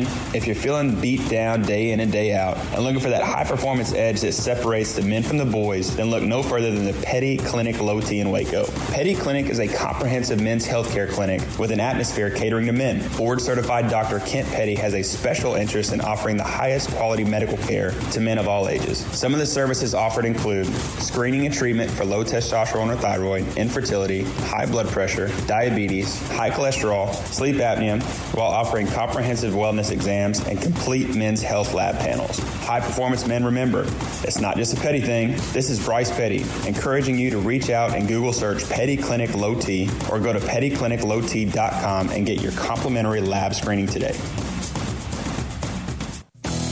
Three Nations Brewing Company has 16 different beers on draft with a new beer every Friday. It also offers 2 air-conditioned tap rooms, a large indoor beer hall, a second-floor mezzanine offering a great overview of the brewing company and equipment and patio where you can relax under the shade. Plus, you can now experience the new Three Nations Beer Garden Grill on our shaded patio. Grab a cold beer and enjoy a bite from our freshly prepared and delicious menu. Street tacos, quesadillas, freshly cooked burgers and dogs, and veggie burgers too. Nachos and so much more, all prepared and cooked on site. So come visit the award-winning Three Nations Brewing Company on East Vandergrift off I-35 in Carrollton. TFNB Your Bank for Life is the official local bank of Baylor Athletics. Find out why more Central Texas are making TFNB their bank for life. Sign up for our Edge checking and savings accounts to earn interest or cash back. With 5 convenient locations and an award-winning mobile app, banking has never been easier. TFNB, your bank for life. Member FDIC. Stepping into a new pair of boots is great, but stepping into the boots of a U.S. Army officer can also add confidence and leadership skills to your son or daughter's career path. There are more than 150 occupational specialties to help them find the best fit for their future. See all the things your son or daughter can achieve in our boots at GoArmy.com. U.S. Army Waco Recruiting Company, 254-598-8131 or 254-776-1543. Welcome back to Sikkim 365 Radio. Check out the 365 Sports family of channels on YouTube. Brought to you by TFNB, your bank for life.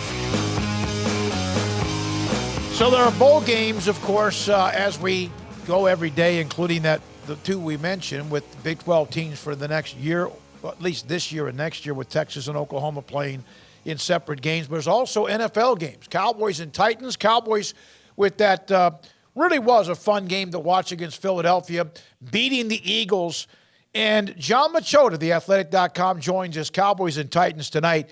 John, Cowboys are in a break. They get another backup quarterback, but they had theirs too, and Cooper Rush, and helped them do more than just tread water. But they kind of hit a little spot right here in the schedule where they could finish with an incredible record despite losing their quarterback early for a little bit and maybe some of the other ups and downs.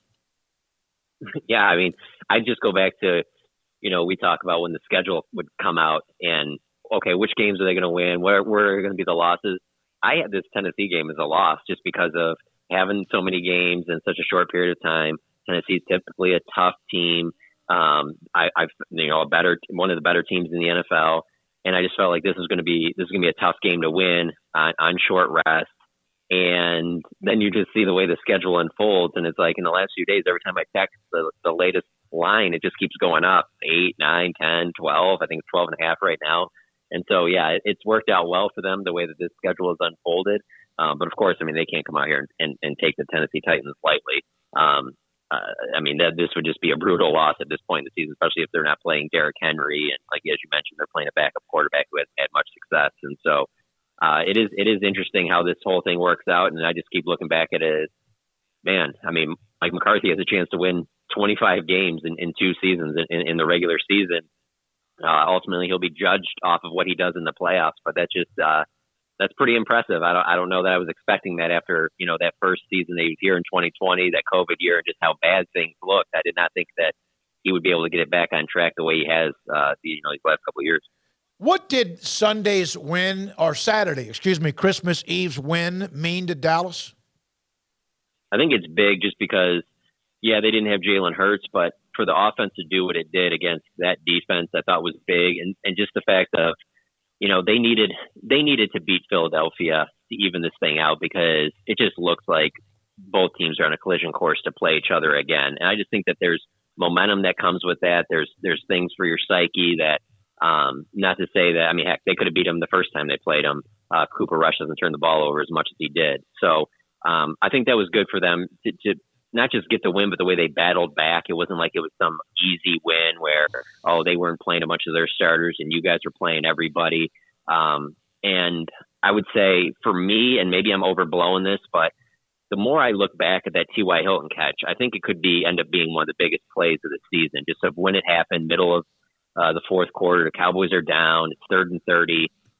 Just the momentum you get off of that, and then to get the win from a player who I think will just continue to get more and more impact on the offense. I don't know. There was just a lot of positive things that happened in that game. Well, especially there was all this angst or anxiety or wanting or whatever with the Odell Beckham, who never would have even played for them. Then they get a guy in T.Y. Hilton who's known for making, long catches, touchdowns, whatever, big plays.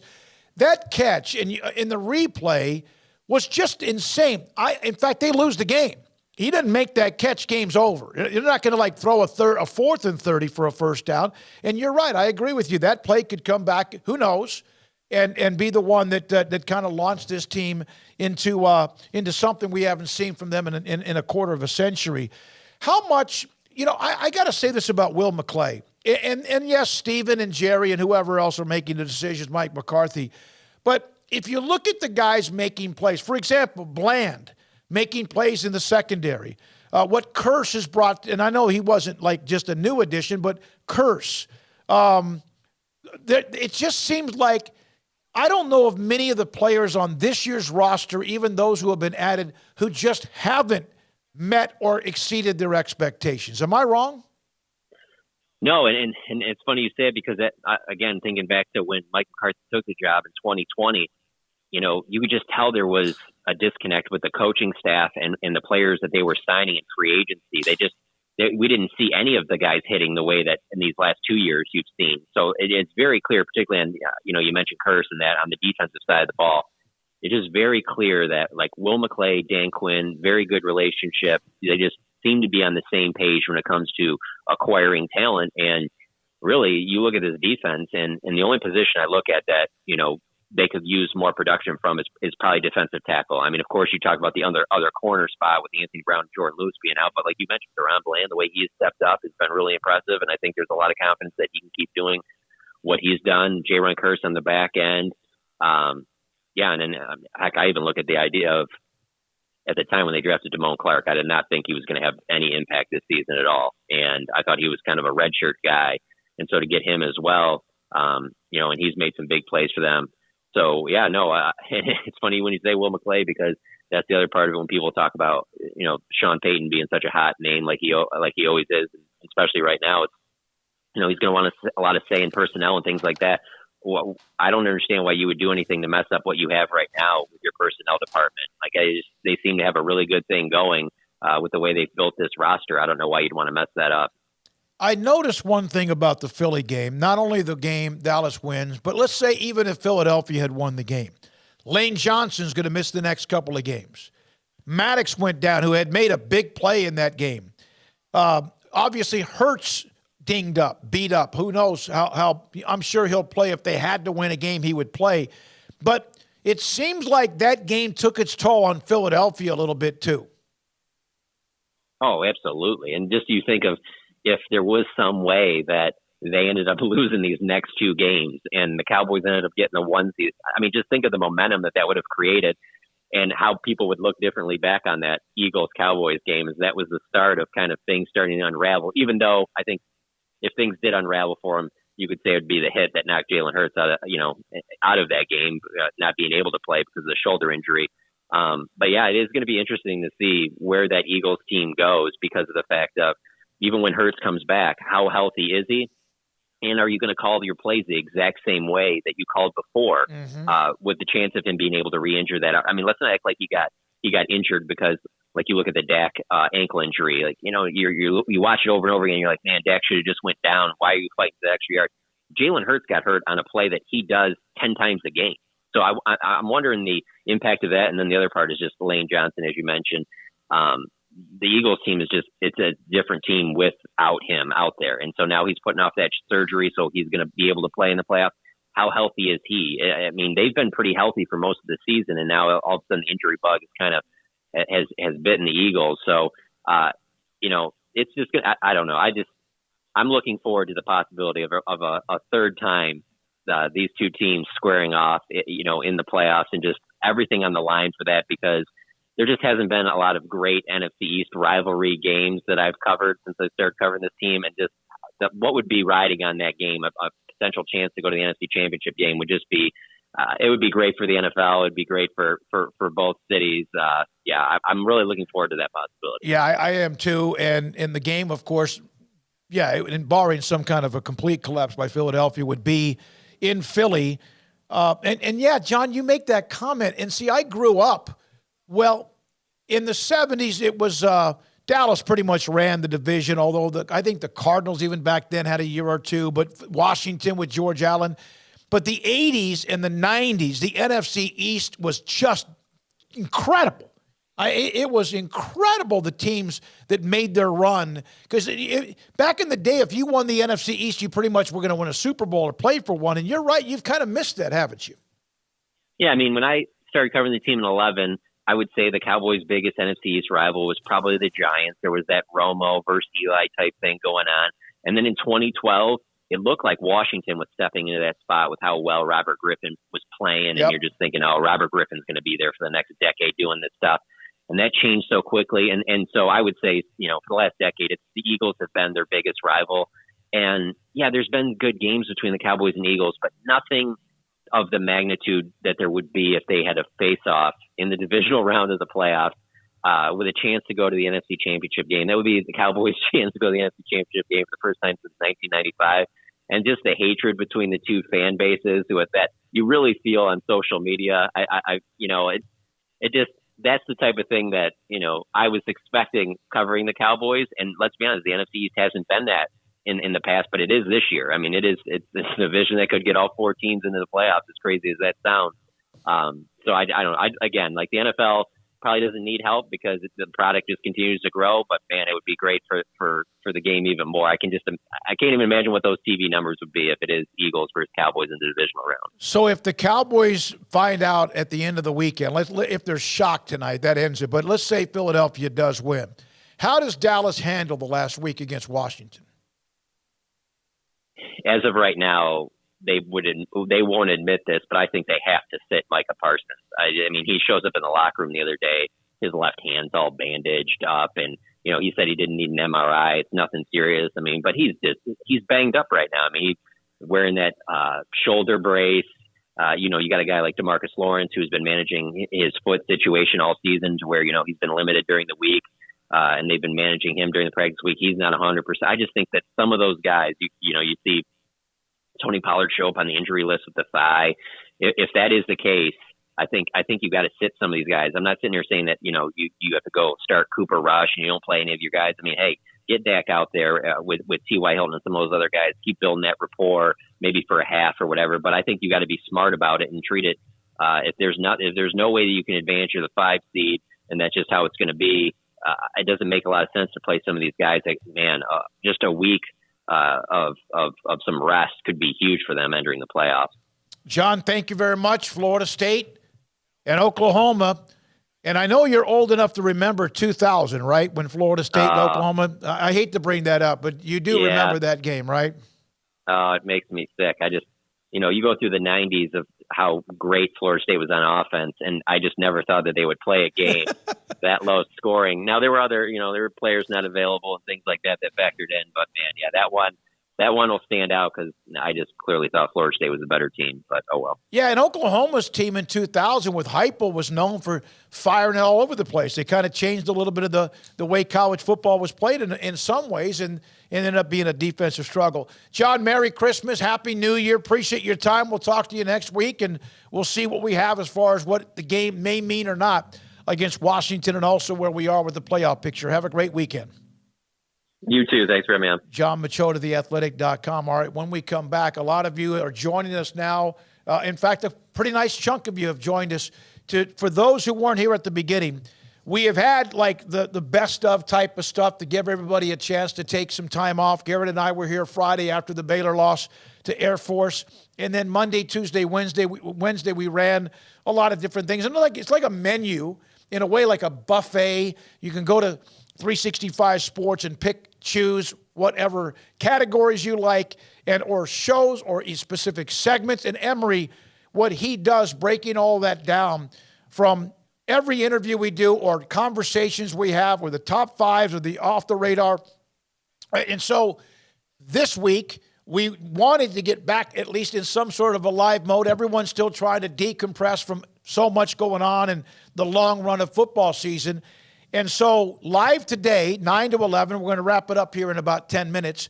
And then tomorrow, Paul will be live 9 to 11 Central Time. And then Monday back on the air, normal, with our 3 to 6 show. And we'll know then who's going to play for the national championship. And we'll know quite a bit more when we come back. We'll update you on a couple of stories that maybe you did not see. Thanks for a lot of you. Sir Blah, Blah, Blah, Roger, others have just joined us who, they live in a different time zone.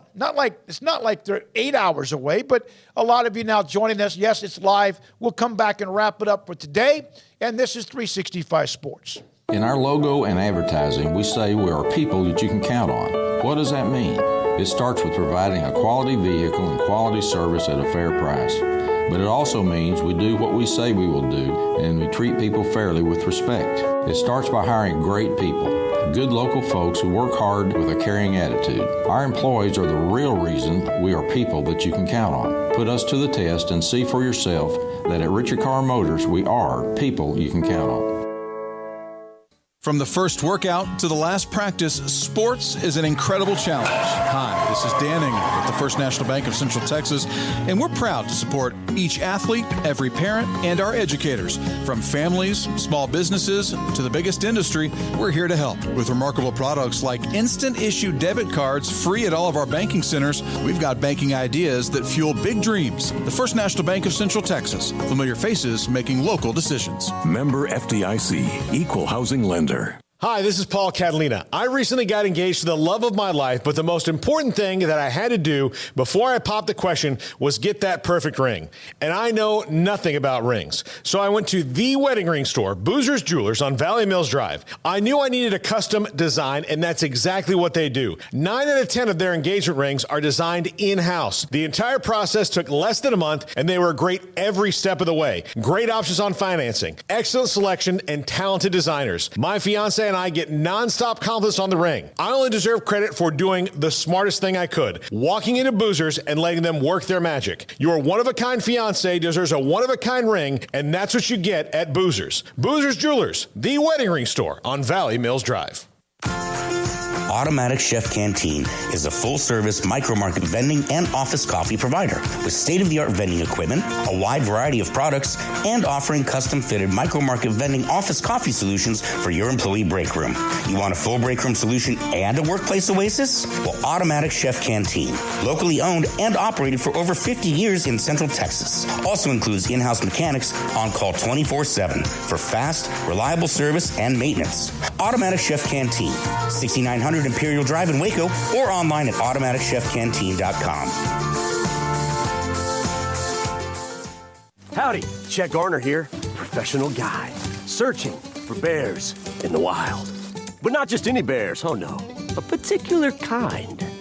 With hundreds of thousands roaming freely in the wild, yet still hard to spot unless you know the signs. There they are, Baylor bears. If you're a bear enthusiast or even a bear yourself, join me and let's find some bears in the wild. Join the expedition at baylor.edu/alumni. Riverbend Liquor and Wine, Lakeshore Drive and North 19th Street, right behind the bank, is a hidden gem in Waco. If you're a fan of bourbon, especially local Texas bourbons, that's where you gotta go. Balcones, TX, Devil's River, whatever it is, they've got it. Riverbend Liquor and Wine, plus the best selection of craft beers in Waco, seasonally churned out throughout the year, whether it's spring, summer, fall, or winter. Riverbend Liquor and Wine, best selection of craft beers, a speedy drive-through window, and excellent customer service. Find out more on Instagram or just go by and see them. Lakeshore Drive at North 19th Street behind the bank. Welcome back to Sikkim 365 Radio. Are you a Sikkim 365 super fan? Then try out our premium subscriptions at Sikkim365.com. All right, it's been fun, and hope you've enjoyed the early edition, a little bit of a different sneak peek, and allows us, and that's what I love about what we can do. We can do a 9 to 11 or 4 to whatever. And again, Monday back normal time, 3 to 6. Tomorrow, Paul and Garrett will have the show from 9 to 11 Central Time. Let's go over some of the stories that perhaps you did not see earlier today when we started the show. One, Bruce Feldman is the one that had the story that Matt Pallage, Oregon, of course, coming back to beat North Carolina in a thrilling game, has emerged as a target for the Baylor defensive coordinator's position. This according to a source. The Pallage was with Baylor for a couple of years, the year that they were 2-7, then the year that we're 12-2, and he's been the co-defensive coordinator with Oregon. He was the safeties and special teams coach at Baylor. And yes, 12-2, it helped when you have J.T. Woods, among others, back there roaming around. But also the special teams were very good, almost elite. And this year, the back part of the secondary, and then, of course, the special teams, just not quite the same. Now, Colt Barber in the premium section mentioned Pallage as one of the names, at least, that is out there. It's obvious Jim Leonard, Wisconsin, just 2 nights ago, beating Oklahoma State. His name would make sense because of the connection that he learned a little bit, or a lot of it, under Aranda when there was that transition at Wisconsin. And then he also brought up Pat Toney, the co-defensive coordinator at Florida, and so wanted to throw that out there as well. Now, a couple of more stories. Joey McGuire in Texas Tech winning emphatically against Ole Miss, 42-25 in the game in Houston. And yesterday, prior to the game, announced they tore up the contract, redid it, 6 years, $26-something million. 4.6 is where I think that contract at 1 year might kind of cap out. And there are annual raises, and Joey McGuire gets a contract extension, but maybe even where you just tear it up an extra million or so per year. Also, another story in college football. Texas Tech quarterback Tyler Shuck, who was fantastic in the win against Ole Miss, and he was under the weather and still played great. 14 seniors now opting back in for Texas Tech. Nearly all starters, 8-5 year. They won their last 4 games. First time since 1995 they won their last 3 regular season games, then the win. Tyler Shuck announcing he's coming back for another year at Texas Tech. And, of course, he was in and out of the lineup with injuries during the season. And then this one here, Garrett Ross, your thoughts, Keyshawn Butte, wide receiver for LSU, is declaring for the NFL draft. My thoughts are goodbye. Farewell. Thank you. I'm very disappointed with Kayshon Boutte coming into this season. He had a lot of high expectations. We were expecting him to be the number one guy, kind of to step into the role left by Justin Jefferson and Jamar Chase, and that just hasn't been the case. Just had 2 touchdowns on the season. Very disappointing. Kind of came on later in the year, but he was really outshined by guys like Malik Neighbors and even Jeray Jenkins. And, the freshman, Mason Taylor, really kind of at the tight end position stepped up and had a lot more production than Kayshon Boutte. I think he's going to be an intriguing player in the NFL. I don't know that he's going to be able to live up to necessarily the expectations of some of the guys who have come out as of late from LSU. I think if he gets to the right system, he could be a serviceable player, but really disappointed with how his career ended at LSU. I was expecting a lot more things from him, but, it happens. Well, he's going to turn pro. We'll see what happens there. Of course, anyone better than Chase and Jefferson? It's hard. It's hard. That doesn't mean he's going to be anywhere in that same, atmosphere, but LSU does produce some wide receivers. Now, today's schedule, college football, 2 games involving the Big 12. Yes, Texas and Oklahoma both playing today. Oklahoma against Florida State in a rematch of the 2000 national championship game. And they also played a couple of times recently in the last, few years during the regular and non-conference. And then tonight, Texas and Washington, number 20 against number 12. Texas, of course, without Bijan Robinson, Roschon Johnson, but down just south of Austin. And I love what San Antonio does. I'll never forget Baylor and Washington, RG3. But Terrence Ganaway stole the show. The running back for Baylor had a monster game, and that was the shootout game. I can't even remember the score. It was crazy, and Baylor winning that game in San Antonio. I just love the city of San Antonio, and that game is tonight. So Oklahoma, Florida State, mid-afternoon, followed by Texas, and also Oklahoma. Don't forget tonight at 10:30, Sports Tonight will be on the CW channel every weeknight at 10:30 with kind of a condensed version, what Emery Winter does with us. And that show is an hour long of what we do every day on 365 Sports. One quick note, and then we say goodbye. College basketball has merged, of course, with the ending of the college football season. The Big 12 in college basketball is stupid good. Stupid good. You have Texas Tech playing at TCU. TCU ranked in the top 20. This is Saturday. Baylor opens up at Ames against Iowa State. That's going to be a hell of a game. Baylor, they just haven't really had yet what looks like a flow, beating Nicholls State very handily on Wednesday night. But Iowa State and Ames, that'll be at Hilton Coliseum. Texas plays at Oklahoma. Texas, of course, ranked in the top 10, trying to figure out what the hell they're going to do with Chris Beard, and that remains to be seen. Oklahoma State at KU, the defending national champions. Then West Virginia plays at Kansas State. Jerome Tang, his first full Big 12 season, first year, they're pretty good. And then his first conference game in Manhattan, Kansas. So those are the games coming up on Saturday in a conference where everyone's just going to beat the hell out of each other.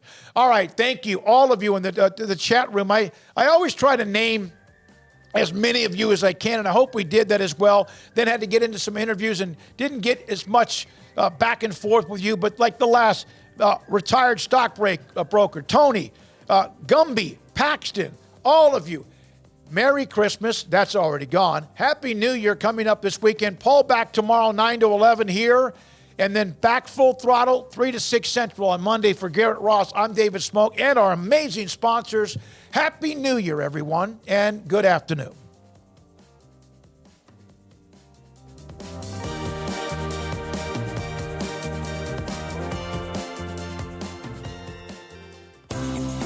Ideal MRI is a small family business right here in Central Texas. We're open to support you while lowering the cost of healthcare bills.